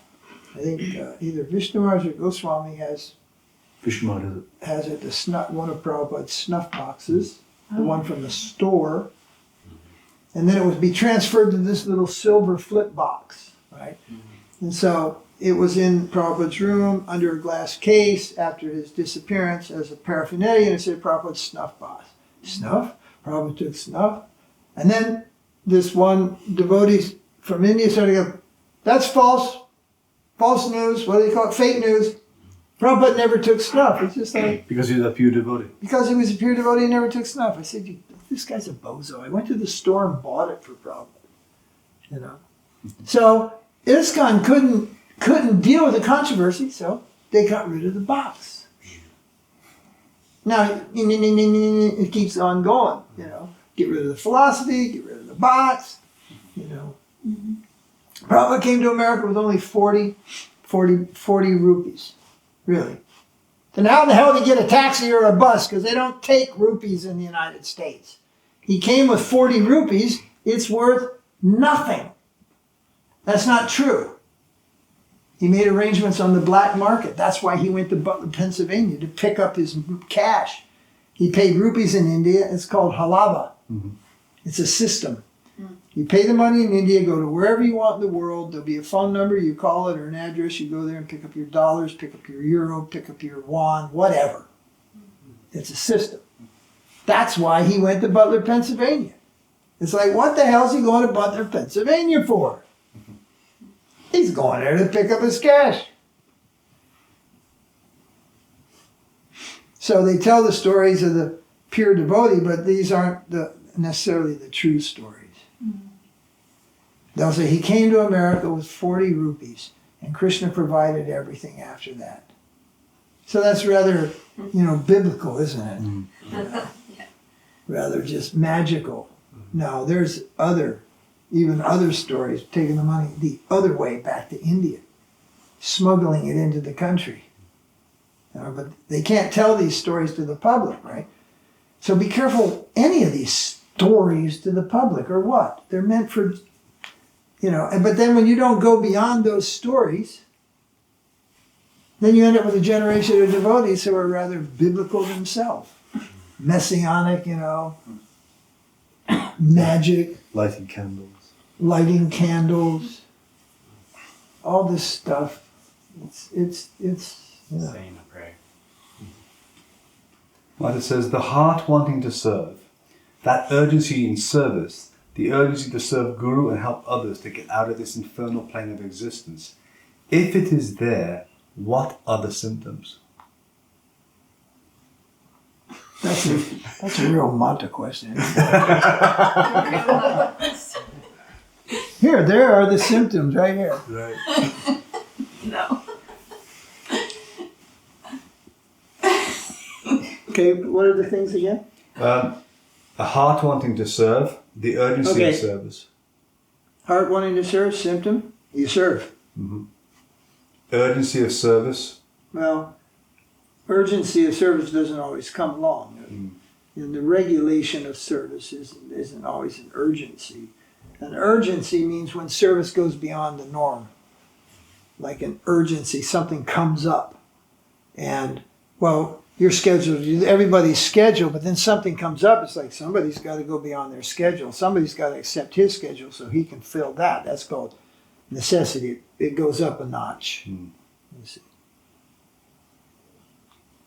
When we were making Govindaji Gardens, I had these guys from Kerala, and although they could build things reasonably well, the ones that built your house in Govindaji Garden, I forget his name, Mohan and his crew, they were terrible at laying tiles, ceramic tiles, absolutely terrible. And they were doing one night the temple floor, which still to this day is just the ceramic tiles, but I think we're going to bust that up in the near future and lay down, granite like the rest of the temples.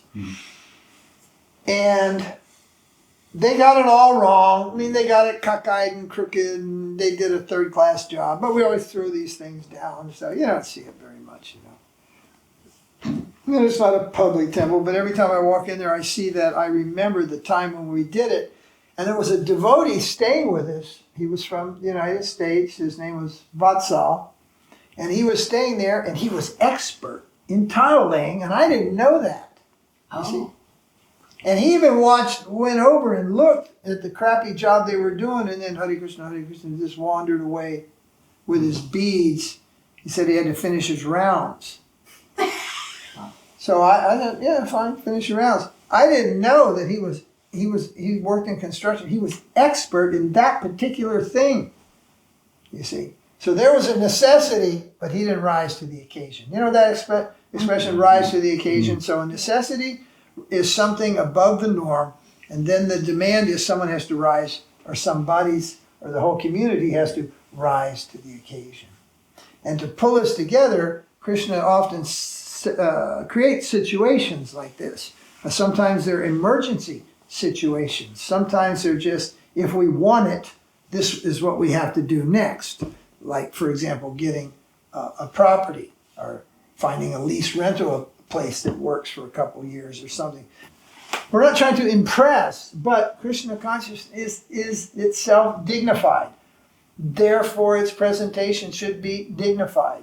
What Krishna has should be dignified. Devotees shouldn't drive crap cars with mufflers dragging behind them and stuff like that. No, they should have dignified clothing. They should dignify. Everything should be dignified. It doesn't have to be opulent, but it should be dignified. It should be nice. It should be simple. It can be simple, and it can be very, very nice. I mean, Govindaji Gardens is the epitome of simple. The temple cost us $7,000. That's how much we spent when we built it. That's it. And everybody's doing it. Even the kids were helping. Child labor. They were helping carry the tiles and all this stuff we built. Every house is just so simple. Even the guest houses we built in the last 5 years are so simple, right? Well, what's the beauty? The Kaveri River, peacocks on property, mango trees all over the place, coconut trees, nice green grass with a huge big banyan, and a deity in a garden environment. It's like, but ISKCON builds a temple, it's got to be $10 million, $15 million, it's got to be $100 million, it's got to have all this high tech, all this kind of stuff, huge parking lots, ticket collectors, sell tickets to get darshan and charnamrita and all this stuff, and it's just like, it's sterile. On the other hand, for a much, much, much, much smaller budget, we built a wonderful place that even some of the richest people in ISKCON have come to our temple, literally, photograph the whole thing, and that become an inspiration for their project. And in San Diego, you know about that, you saw it. Yeah. They were collecting from the Indian community to build an ashram outside of San Diego, and they had their donation board, and it was filled with pictures of Govindaji Gardens. And it says we want to make like this, but it didn't tell where that this was. Yeah. A simple varnashram style, close to the village life that Krishna lived. It was all that mood, right? Kind of a thing. And then they even made a big pitch one Janmashtami, and because they did ask to use those pictures, and I thought, well, this is great. This one's good for the record book. We sent them high-res pictures, and they made a slideshow that we want to do like this, we're going to do like that, we're going to do like this, and it's going to be simple gardens and nice curvy. I hate straight sidewalks. It's going to be curvy sidewalks and all this kind of stuff, right? And did all this, but they never got back to me on how much they collected that night. Janmashtami in San Diego from the Indian community. If they collected a dime less than $15,000, they are lame, dumb ducks. Because even in the 80s, the average Chicago collect when I was in charge on Janmashtami was $20,000. Now, if you do it right, the Hindus will drown you in money, but then you'll have to deal with everything else they bring. So, but they never gave us credit, and they never anything. But I thought it's so cool. And those are the same people that said to Bhakti so-and-so from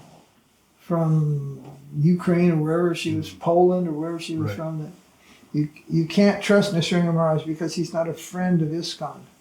And I would get these emails every once in a while. Who the heck sends me this crap? I'm not interested in this stuff.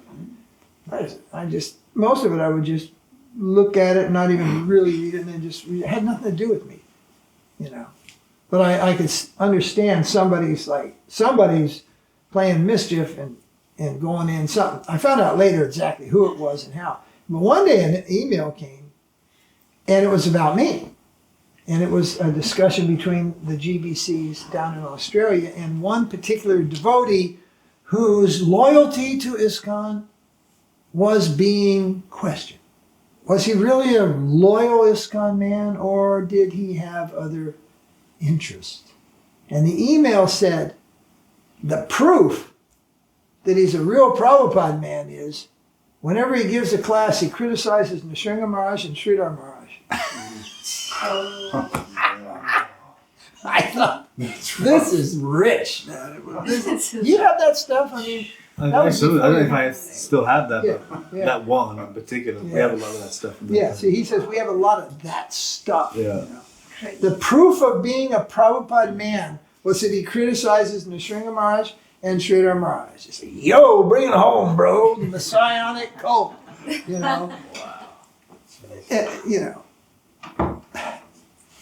All right, so wait, what was the next one? Service, necessity, then? To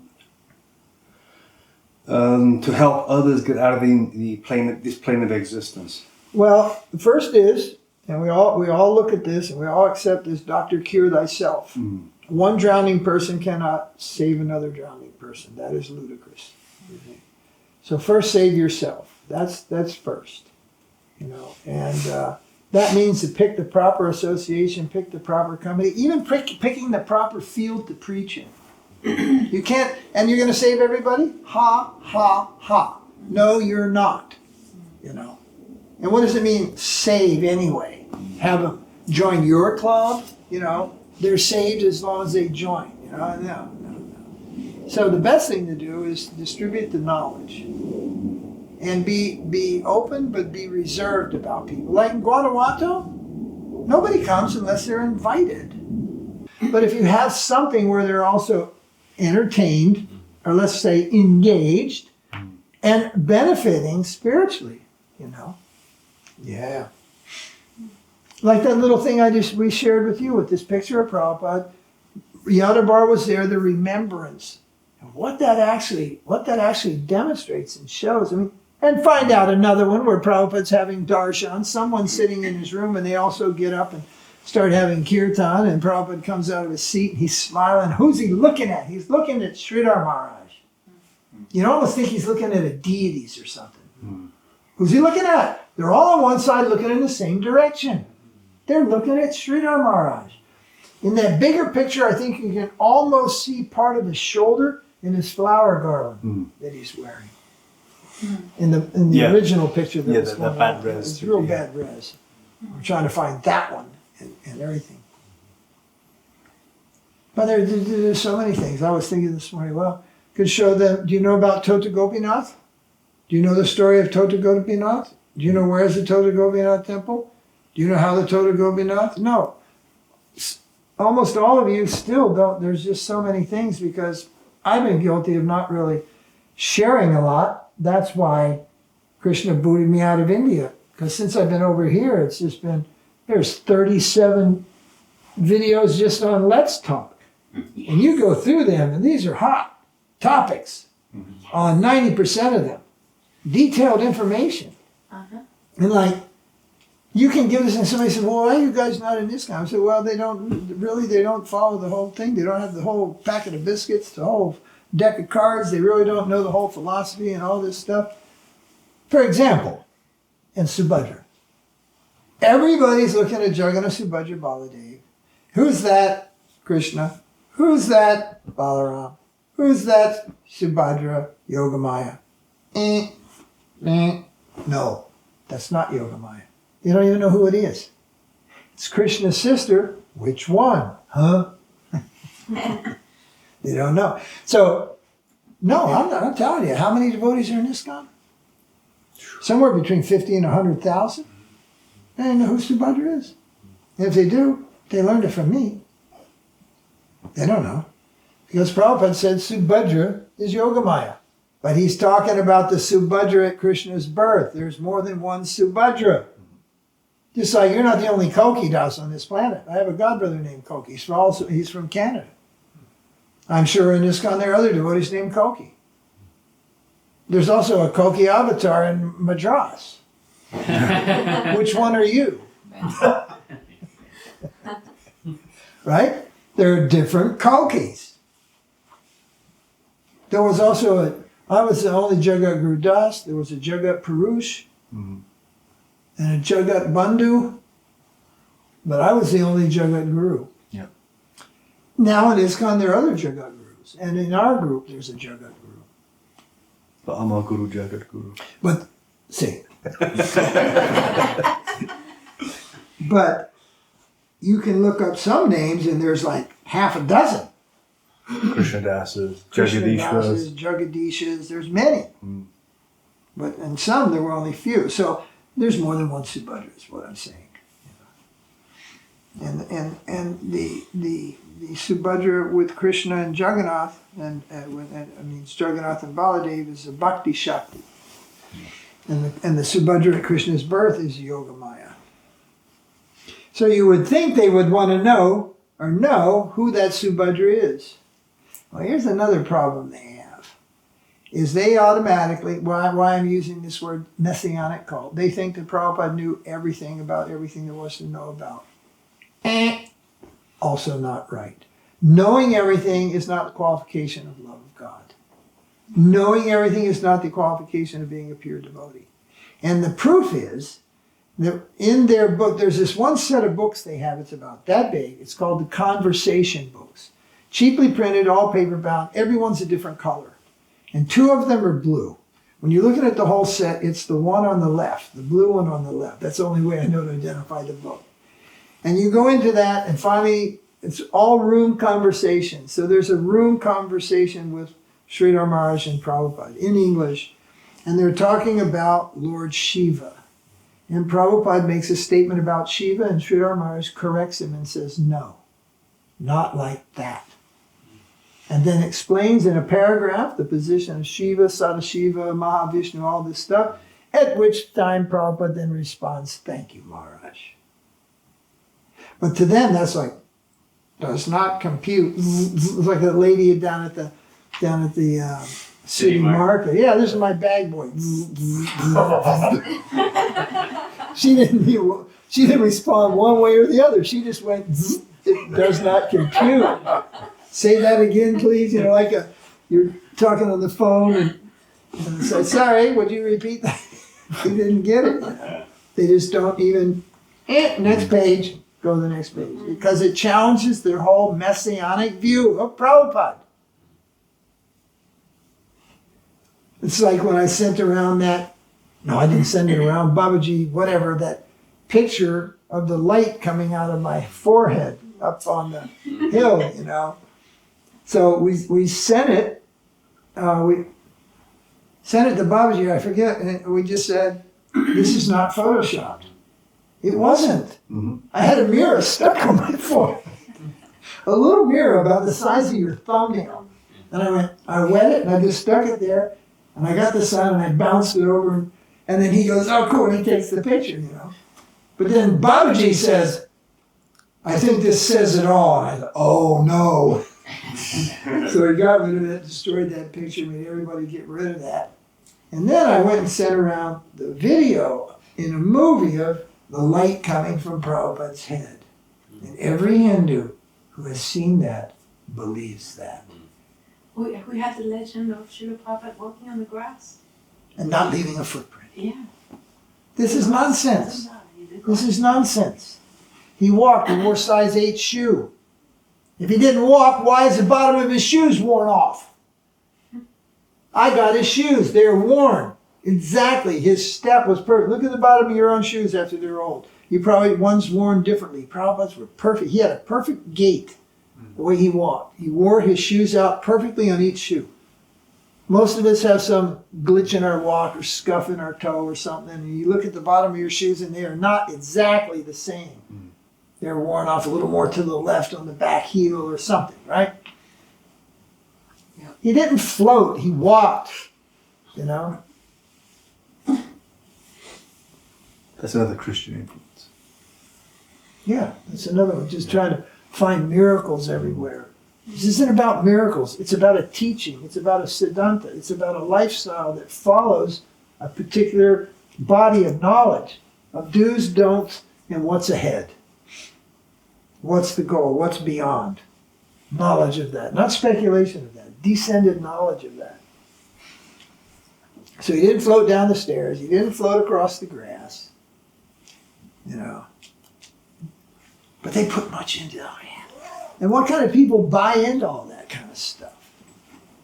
And then good people, then they're intimidated to like everybody else is. Yeah. You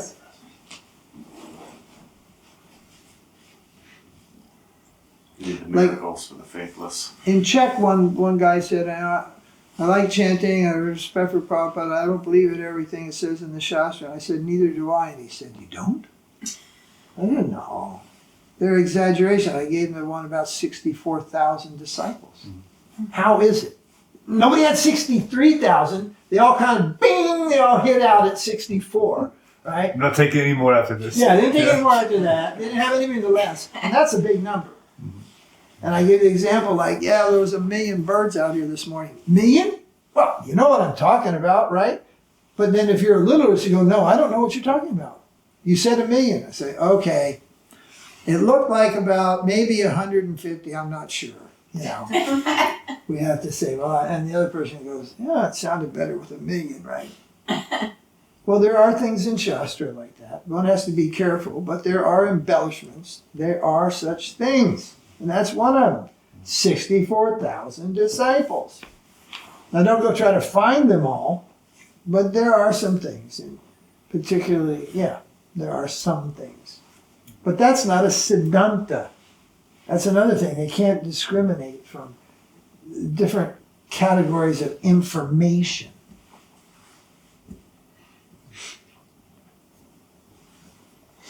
You mentioned that in class on Baladev Purnima about the difference between all the external, so-called external activities surrounding the siddhanta.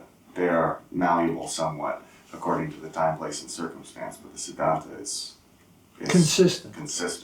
Prabhupada said, we have something like 300 centers or 100 centers, and at that time we had nowhere near 100 centers. And he said there's 300 devotees in all of our centers.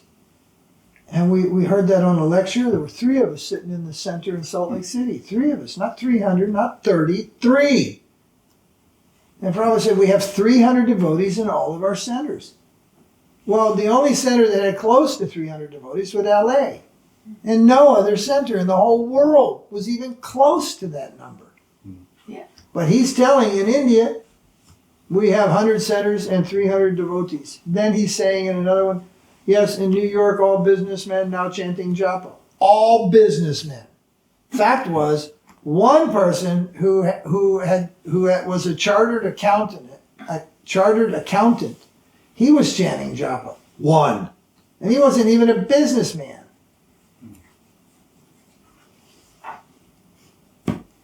So what is that? Alanka. That's fired up. And who's he preaching to? All these people in Vrindavan with bead bags to encourage. He's encouraging.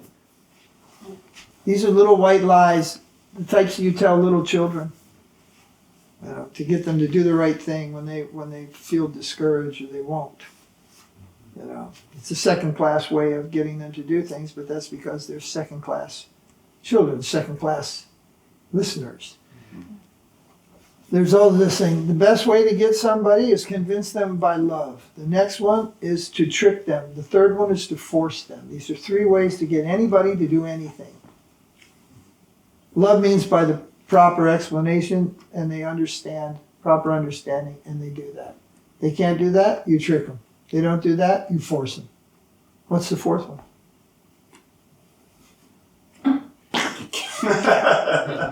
Get rid of them. No, there isn't any other way. Think logically into the world. How you get people to do things. Advertising is tricking. Government is forced. And the other one, well, persuasion. Persuasion.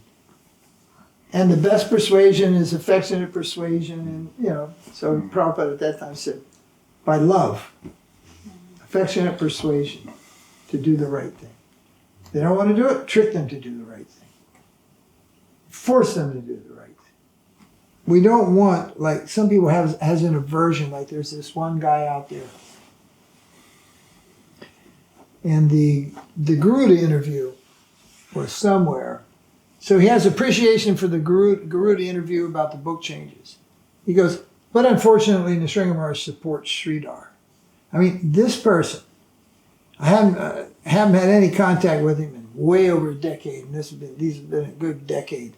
And he can't, he has, he pretends to have this great appreciation and love of Prabhupada, but he is so acidic, he is so bitter. Don't allow yourself to become like that. We're not bitter about ISKCON. We're disappointed. And me as Prabhupada's disciple and a sannyasi disciple of Prabhupada, it's my duty to do certain things in relation to ISKCON, like in the preaching and things.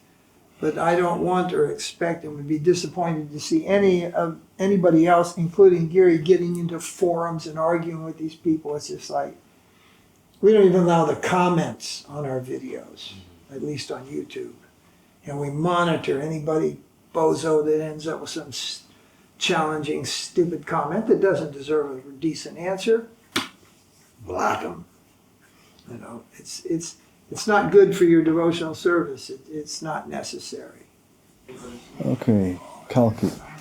The other day we were reading Search for Sri Krishna Vilaji the Beautiful. Śrīla Maharaj mentions in one part about how if Uddhava had been in the position of Arjuna, he would have left the battlefield immediately after hearing the verse, abandon everything and surrender to me. But for Arjuna to fight was in his best interest. He then goes on to say that Naishkarma Yoga is not a cheap thing, and that first one must finish their career in karma before coming to the platform of jnana and bhakti. How does this apply to us in the course of spiritual life?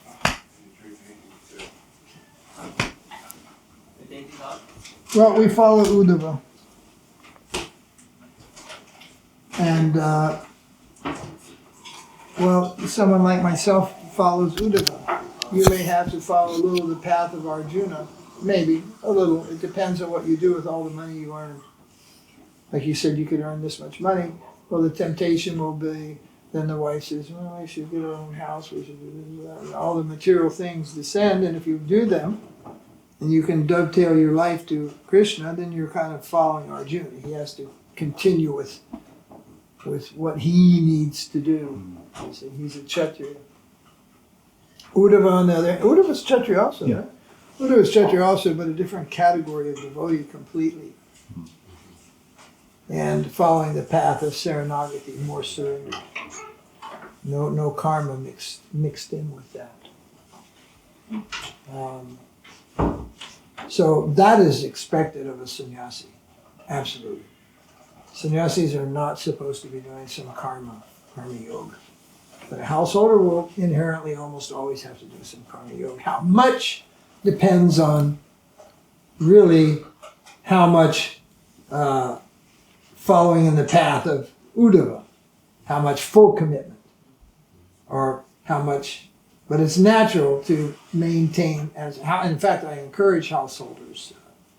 You wouldn't, if it wasn't required for you and you didn't need it, you wouldn't be a householder. The fact that you are a householder, the fact that you have found a boy and you have found a girl, that alone says you have some material necessity, and and if you don't look after that sufficiently, then your whole marriage is a mess.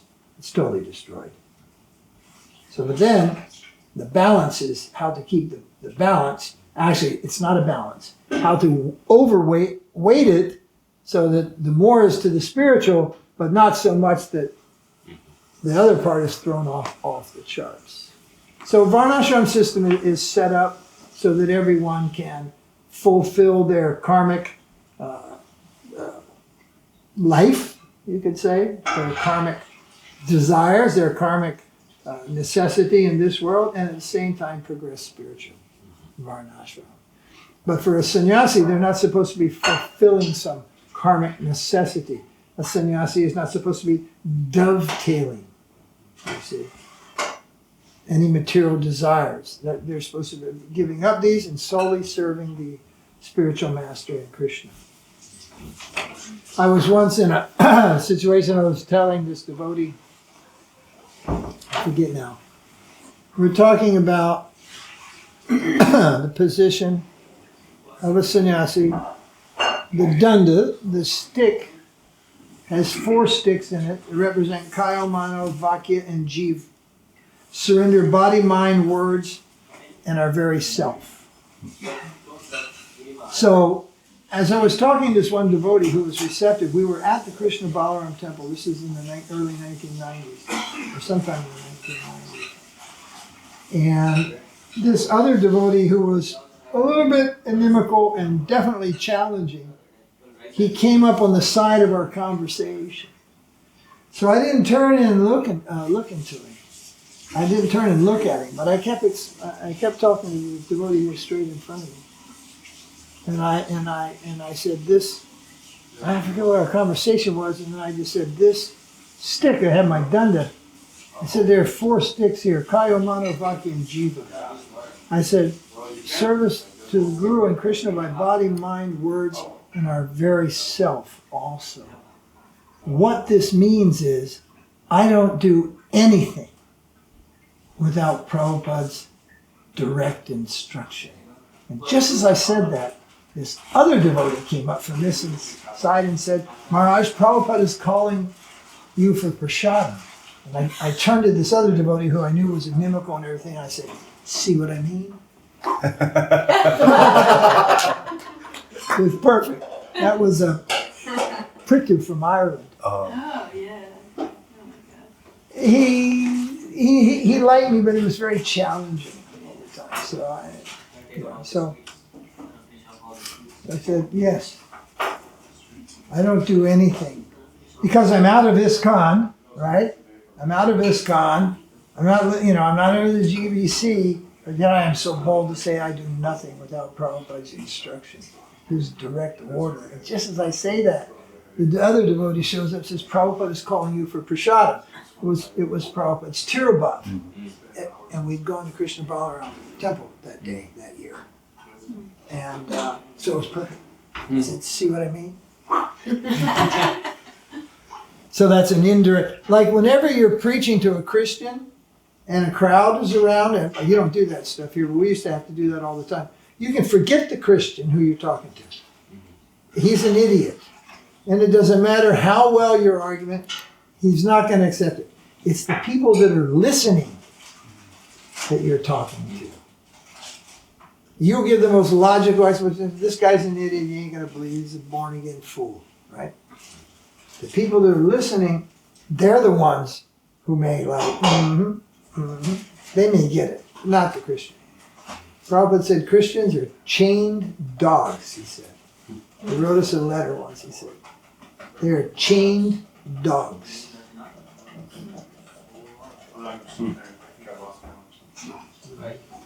Right, next question. At the time of dīkṣā, what is it that is actually This question? This is mine, my question. Why are you asking? Because I'm a disciple. I often forget that. At the time of dīkṣā, what is it that is actually transferred between guru and disciple? We're told in the Shastra that it is divya gyan, but one may also hear divine knowledge even without the necessity of dīkṣā. So, long back I told Vishnu Maharaj, we'll do it this way. You take the karma and I'll take the money. Because usually they say karma and dakshina is transpired. So I say, Vishnu Maharaj, you take the karma, I'll take the money. So divya gyan. Well, divya gyan, when Prabhupada first met Bhaktisiddhanta, it's 1922. Then he's initiated in 1936. But when he told us the story, 33. But when he told us the story, he said, I first met Bhaktisiddhanta, the whole thing, then I was initiated in 1933. And then he goes, actually I was initiated in 1922. So initiation, the ceremony is one thing. And there is no magic moment other than the mantra that's received. Dīkṣā means mantra. Right. And we're receiving knowledge, but it's all in the sambandha category. Prior initiation, it's all sambandha. And the mantra will help us in our service and in our higher realization. So one could say then that the divya gyan comes with the mantra received at dīkṣā. Dīkṣā means mantra. But then, there's the whole thing about the holy name. Does the holy name even require any initiation? The answer is no. What's the proof of it? Well, everybody chants Hare Krishna before they're initiated, so you don't have to be initiated to chant Hare Krishna, right? Right. You got to have the ticket to get in the movie. You don't see the movie and buy the ticket. But you do see trailers on YouTube. Then you buy the ticket and go to the movies, right? So, examples are endlessly not perfect. But ultimately, everyone can chant Hare Krishna. Only those who are most sincere. They need a guru. They need guru. Prabhupada asked, who needs a guru? And they said, everyone. Prabhupada said, no, not everyone. Only those who are very serious about Krishna consciousness. And I was explaining that, I think I mentioned that the other night. Yeah. Everyone can chant Hare Krishna, but if you want to learn the proper philosophy, if you want to worship the deity, if you want to offer to Krishna, and you want to cook, and you want to do so many other things in the angas of devotional service, then you need a guru. Otherwise, everyone can chant Hare Krishna. And you also said if you want to learn, get on the fast track. Yes, and if you think that you can I'll just do everybody can chant, I'll do that. Well, you will never get out of the stage of namabhas, and you'll probably slip into namaparad. It's just a slippery slope. It's just like, just go ahead, take on Everest. I want to see you do it by yourself. No maps, just take it on. You won't make it. Many people failed and that one man made it. What's his name? Hillary something? Edmund Hillary. Hillary. And he had never made it without that little Sherpa dude that was next to him, who gets second fiddle in the whole thing, and he's the paid guy, so, what's his name? Hillary gets to plant his foot on the top first, but he'd have never made it without Yen Singh, whatever his name was. Sherpa Tenzing, yeah. Tenzing, yeah. Well, even that thing is not exactly true, But nowadays, with the guides, they take 30 people and 40 people in a group stomp up to Everest. And sometimes on the day of ascent, there's 100 people queued up to get to the top and back down. They got a one-way highway up and a one-way path coming down, and something goes wrong, and 30 people get swept off the mountain. Well, you know. So, but on your own, very, very, very unlikely. But you can climb a mountain. That's easy. You can climb Everest. That's just a mundane thing. Again, the example isn't perfect, but you get the point, right? The best way to get up there is with a guide. Somebody that knows what they're doing. Someone with the experience. You want to be a physicist. Yeah, you're smart and all this stuff, but you know, there's inside information that you will not get in the books. That's another thing. Everything's in the books, really. Well, Prabhupada didn't finish the books. He didn't finish the Bible. And there's so many other books that he didn't write. So what does it mean? Everything. And we say everything's in the first verse of Bhagavatam. Chew on that for a few days and come back to me and go, I can't understand anything. That's right. Because it's packed. And it has to be unpacked. That's the whole Srimad Bhagavatam, is unpacking one verse. And even then there's purport. And purport to purport. The infinite is not captured like, I got it, like catching a fly with your hand or something. It's not like that. You know, you ever try to catch the flies? You always swing above them, you know, because they jump before they fly. That's like one of my favorite smells. It's not like catching a fly or shooting. It's not like eating a rasgulla. I have it. So when do you want me to come? What if I wanted me to come and show up in Sambara? Oh, yeah? And somebody said, well, what if it's not true? I don't know. You have decided. So I had a great time anyway. Huh? She wants to And if it's not true, it doesn't really matter then, does it? But if it is true, you lose. The atheist loses. The theist is, okay, there is no God, I believe in God, or I believe in Krishna. Okay, there is no Krishna. No loss. I had a great time. I traveled all over the world, had lots of great friends. The knowledge was kind of interesting, but you say it's not true, but wow, it was still great anyway. It doesn't matter. Okay. Yes. But if there is a God, there is a Krishna, and you didn't do the right thing, it matters. I bet you can. I bet you So the safest position is to be a devotee.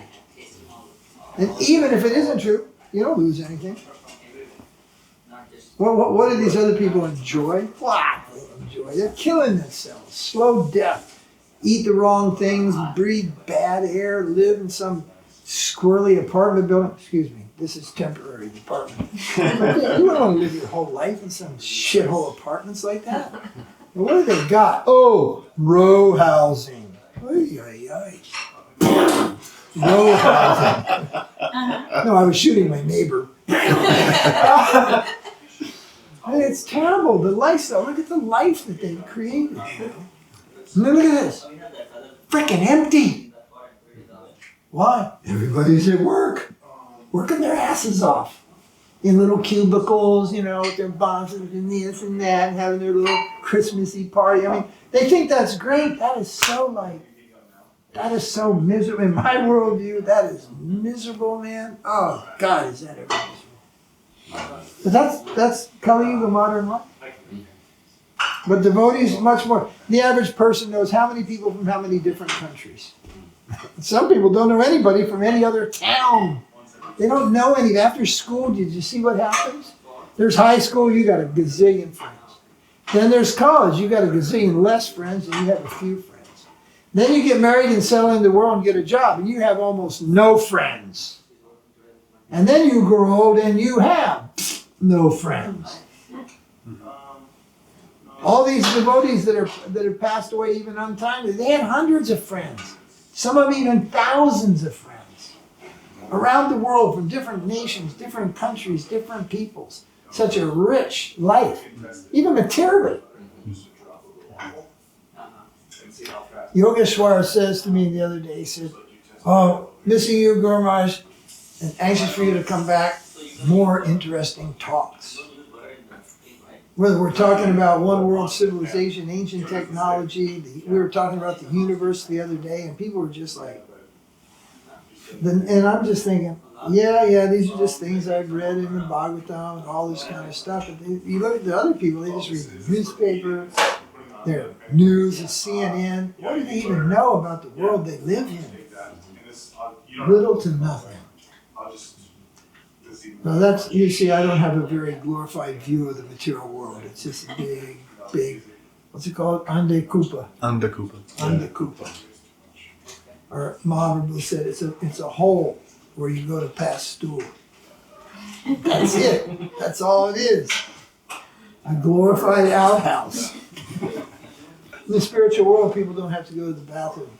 It's like today in the modern world, this process, it used to have like here it is. It began. Now this has been like, it's stretched. You know, and that last part of dīkṣā is offered just at the end of it. It's like that little gray line is stretched into a very wide thing. Because right at the Bhakti program, you start getting all the, you're actually, it begins there. Right. And concludes there. Right.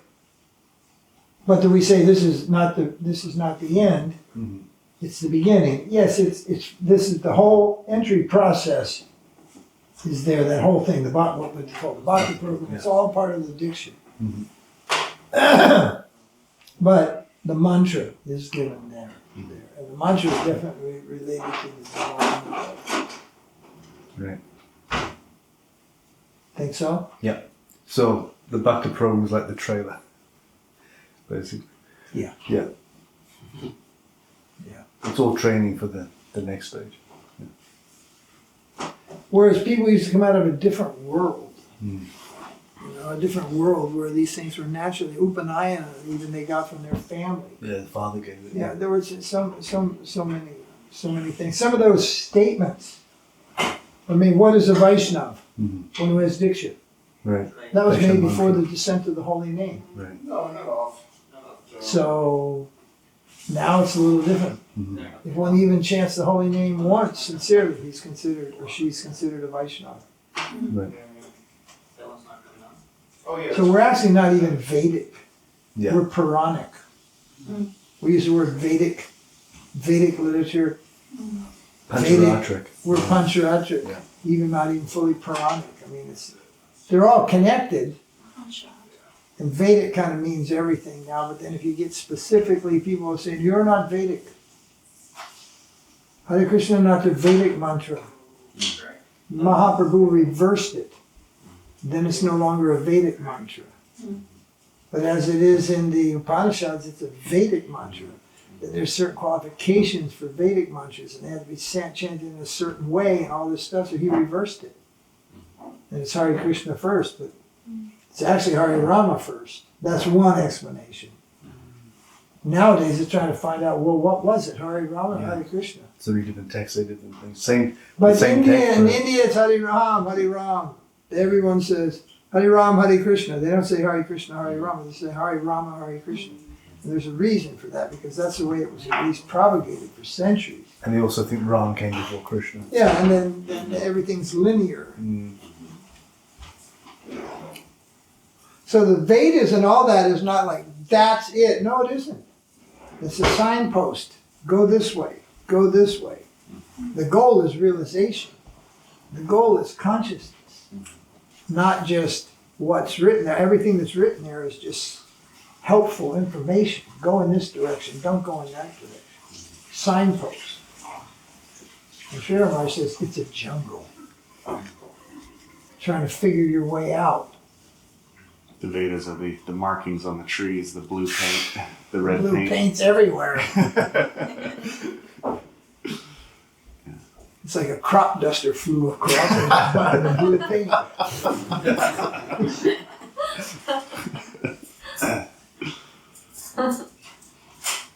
That's a bit of a misnomer then when we say in the Vedic literature it says, because it's not actually Vedic. The Vedic literature, it depends too.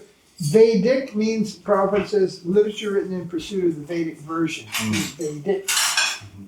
But Mayavadi will argue that means Veda. I don't think so. Rig, Yajur, Sama, and Atharva Vedas, 4 Vedas. That's it. And the Upanishads are coming out from Right. there. But then they study Vedanta. Yeah. That's not part of the 4 Vedas. So they'll say that Vedanta is based on the Upanishads. Yes. Yeah. And the Bhagavatam is based on Vedanta. Vedic is actually correct usage depending on who's speaking. Yeah. Well, the Mayavadis I say understand. that our Puranas are not Vedic. Right. Our Goswami literature is not Vedic. We say it is. It's part of Vedic literature. Right. Yes. But they mean original Veda. Right. Shruti. Yeah.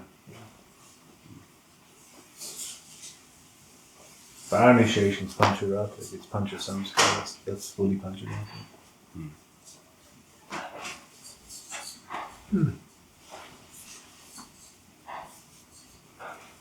That would be a good topic. Hmm. A lot of these, for me anyway, a lot of these types of questions, that one, to really thoroughly cover it takes a little more thought than just a spontaneous Sure. answer. Hmm. But why don't we put that on as a Nice. topic? Yeah. Condense that I think there's similar things are mentioned in the Parampara book, but anyway, that'd make a fresh article. Right.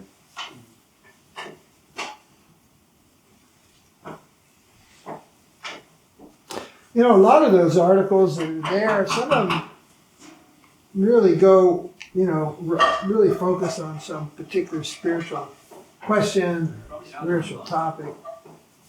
But then I can't even remember what the articles were about. There are so many. Mm-hmm. And at the time, the question came, or the necessity of the question, and then we just focused on the question and produced the answer, produced the article. And I can't even remember everything in all the articles. You made a point in this Like I last said, I'm not a scholar. class we released on Gosai Talks was your class in Berlin, questions and answers. And you made a point in there towards the end of the talk, because there was a lot of you know, how questions and a lot of how to and how can I understand this and that, so on. A lot of those types of questions, and you made the point that there is certain principles, certain key principles that you will come to understand in the course of your devotional life if you are executing it correctly. And when you understand these key principles, then the answer to so many questions will automatically be there. That if you understand this one thing, then all of these things are answered. Or so many new questions may come that you've never heard before, but you'll know the answer because of that. There's no necessity to memorize. And Yes, Krishna consciousness isn't just a set body of knowledge once you've memorized everything in Krishna consciousness. It's a principle. Mm-hmm. It's a consciousness. Conscious yes. of something. Consciousness. Yes. Not just memorizing things or knowing, following just so many. All those things are helpful. Rules, regulations, memorizing, understanding everything.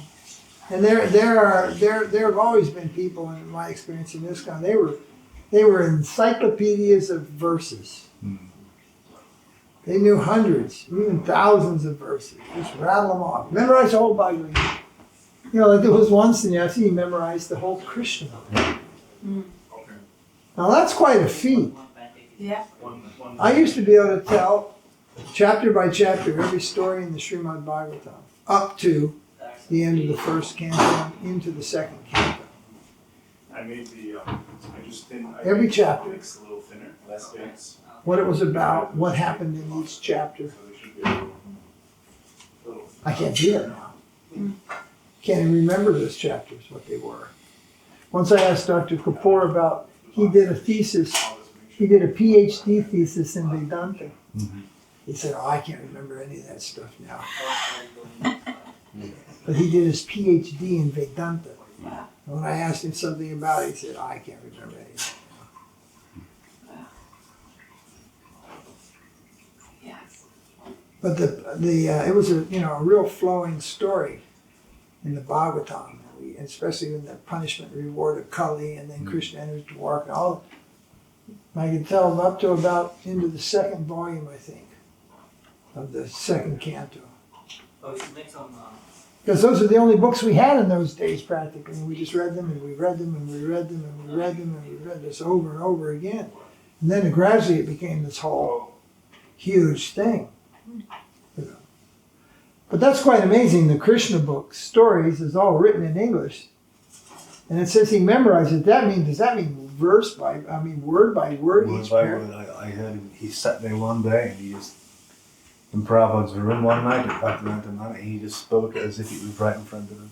Right out of the book, not like just rehashing the. Not summarizing anything. Not summarizing. Word for word. I think maybe we could. But this particular person is complete institutional conscious, like Die in the war. dweeb. It's true. Couldn't pick up on any. Yeah. Well, it's like Śrīla Mahārāja tells that story. He said that he met a pundit in Madras.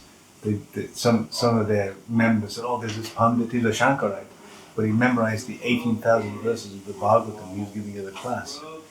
So Śrīla Mahārāja thought, "Oh, okay, we'll go. We'll have some fun. You know, we'll go." That's how he says it in Bengali. He said, "Some fun we'll have. We will go." So they went there, and afterwards he asked for any questions after the class. They saw there were some sannyasis at the side, so everyone looked at Śrīla Mahārāja, and Śrīla Mahārāja said, "Yes, in your opinion, who is the greatest devotee in the Bhagavatam?" And immediately this pandit said, "Oh, the four Kumaras." And Śrīla Mahārāja said, "I disagree." And everyone was like, because this pandit was so well known, and you know, how can you say disagree? And he said, "I consider four Kumaras to be Kanishta devotees," he said. He said the gopis are the highest devotees, and he gives that verse about how Uddhava wanted to be the dust in Vrindavan. Yeah. Yeah, so it isn't about book learning. It's about association learning. Learning under the right leadership. What you hear. What's the conclusion? What's the conclusion? Getting the right conclusion. There's so many available conclusions in the Bhagavatam, including the world is flat. And the whole world is moving up at 600 miles an hour. With no gravity. That's why we never get winds this way. Wind is always blowing this way or this way or that way or this way, but it's never blowing whoop, down on us like this. He says. Because that would part our hair in the middle. Right.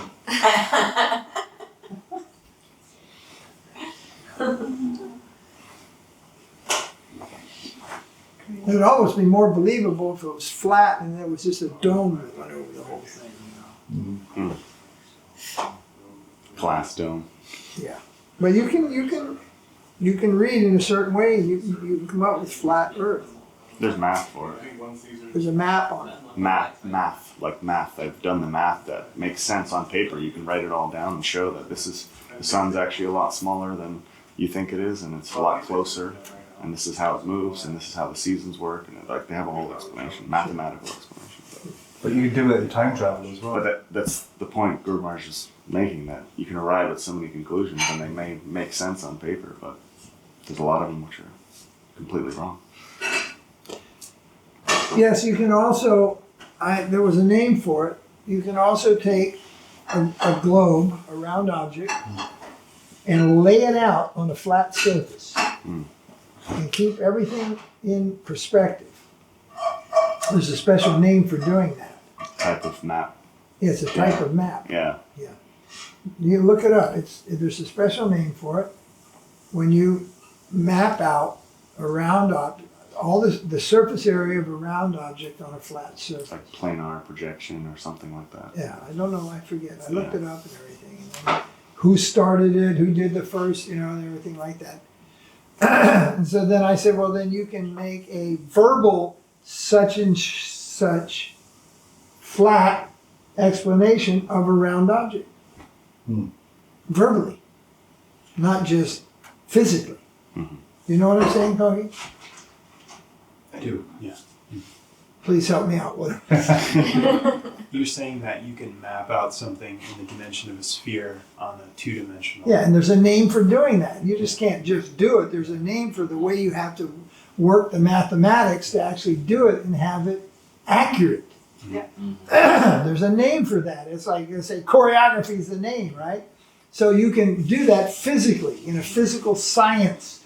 Here's a globe. Now make a map of that, and it's all accurate to when it goes back onto the globe. There's a name for that ability, and mathematics is involved in it. So then I said, well, you can verbally make a description of a flat earth, which sounds flat, but it's actually a flat description of a round object.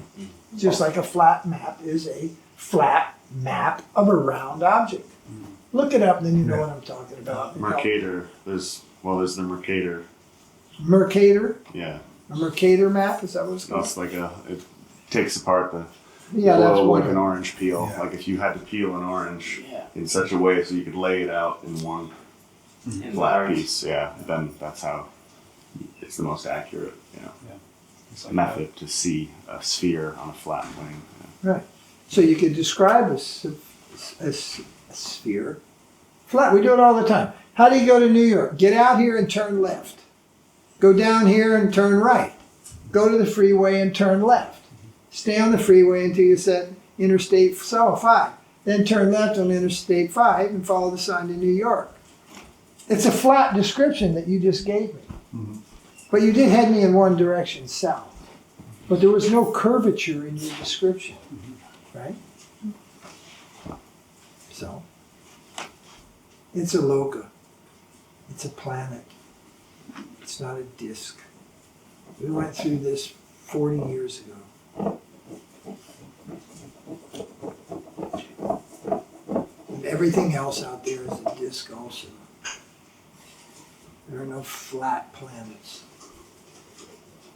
And if it is, it's just a little speck of nothing in the universe, and it's flat. So what?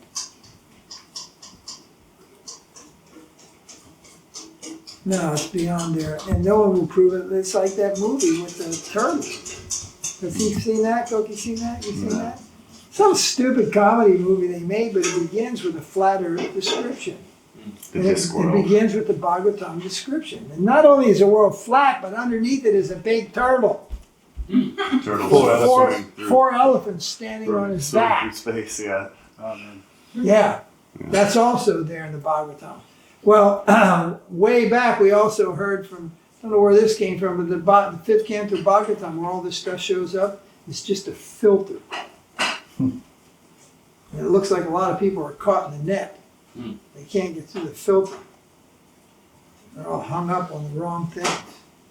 The temple of understanding was not to show the flat earth or any of these things, it was to show the planes of consciousness in the universe. Ultimately leading to Goloka beyond Vaikuntha. Instead, they're all hung up and just trying to prove the world's flat. Yeah, forget about the Ashraya Tattva. That was nice. Should we take off now? And forget that there may be some, like you mentioned, some descriptions in the. Like I said, what is it you can see? You see me? I see you? What the hell is seeing? Pluck your eyeball out here and lay it on a biological table and slice it open. It's just like a grape. Or we just go in behind your eyes and there's these little wires and just go tick, tick, and you don't see nothing. What is seeing? It's just all these jellies and lights going through and nerves, and then it's relating to your brain. If you have one, it's relating back there, It's actually upside down. and it's upside down, it flips back up. Yeah. I saw it. What do you mean you saw it?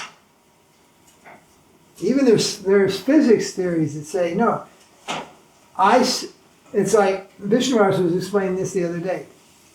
There's an object, and there's something happens to this object.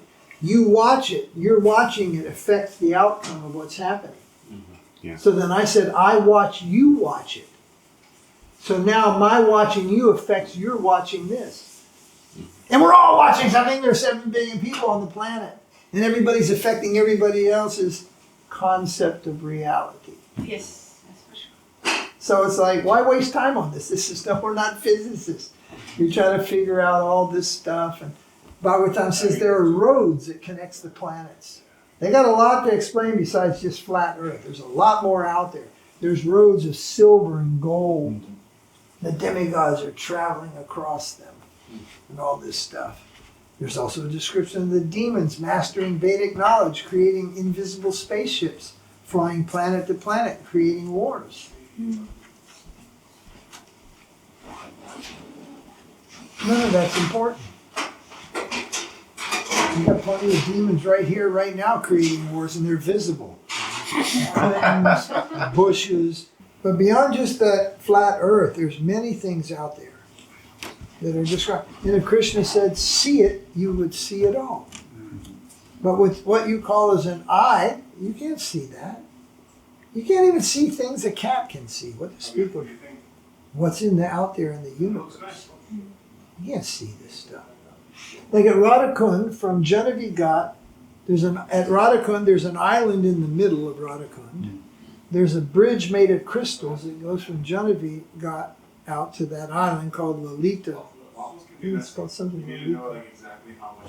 And so the devotee said, well, when are we qualified to bathe in Radhakund? I say, when you can see that crystal bridge without taking any PC, LSD, smoking any weed, or drinking any wine, when you can see that, then you can probably enter Radhakund safely. Otherwise, just stay here and chant Hare Krishna. Put some water on your head, that's enough.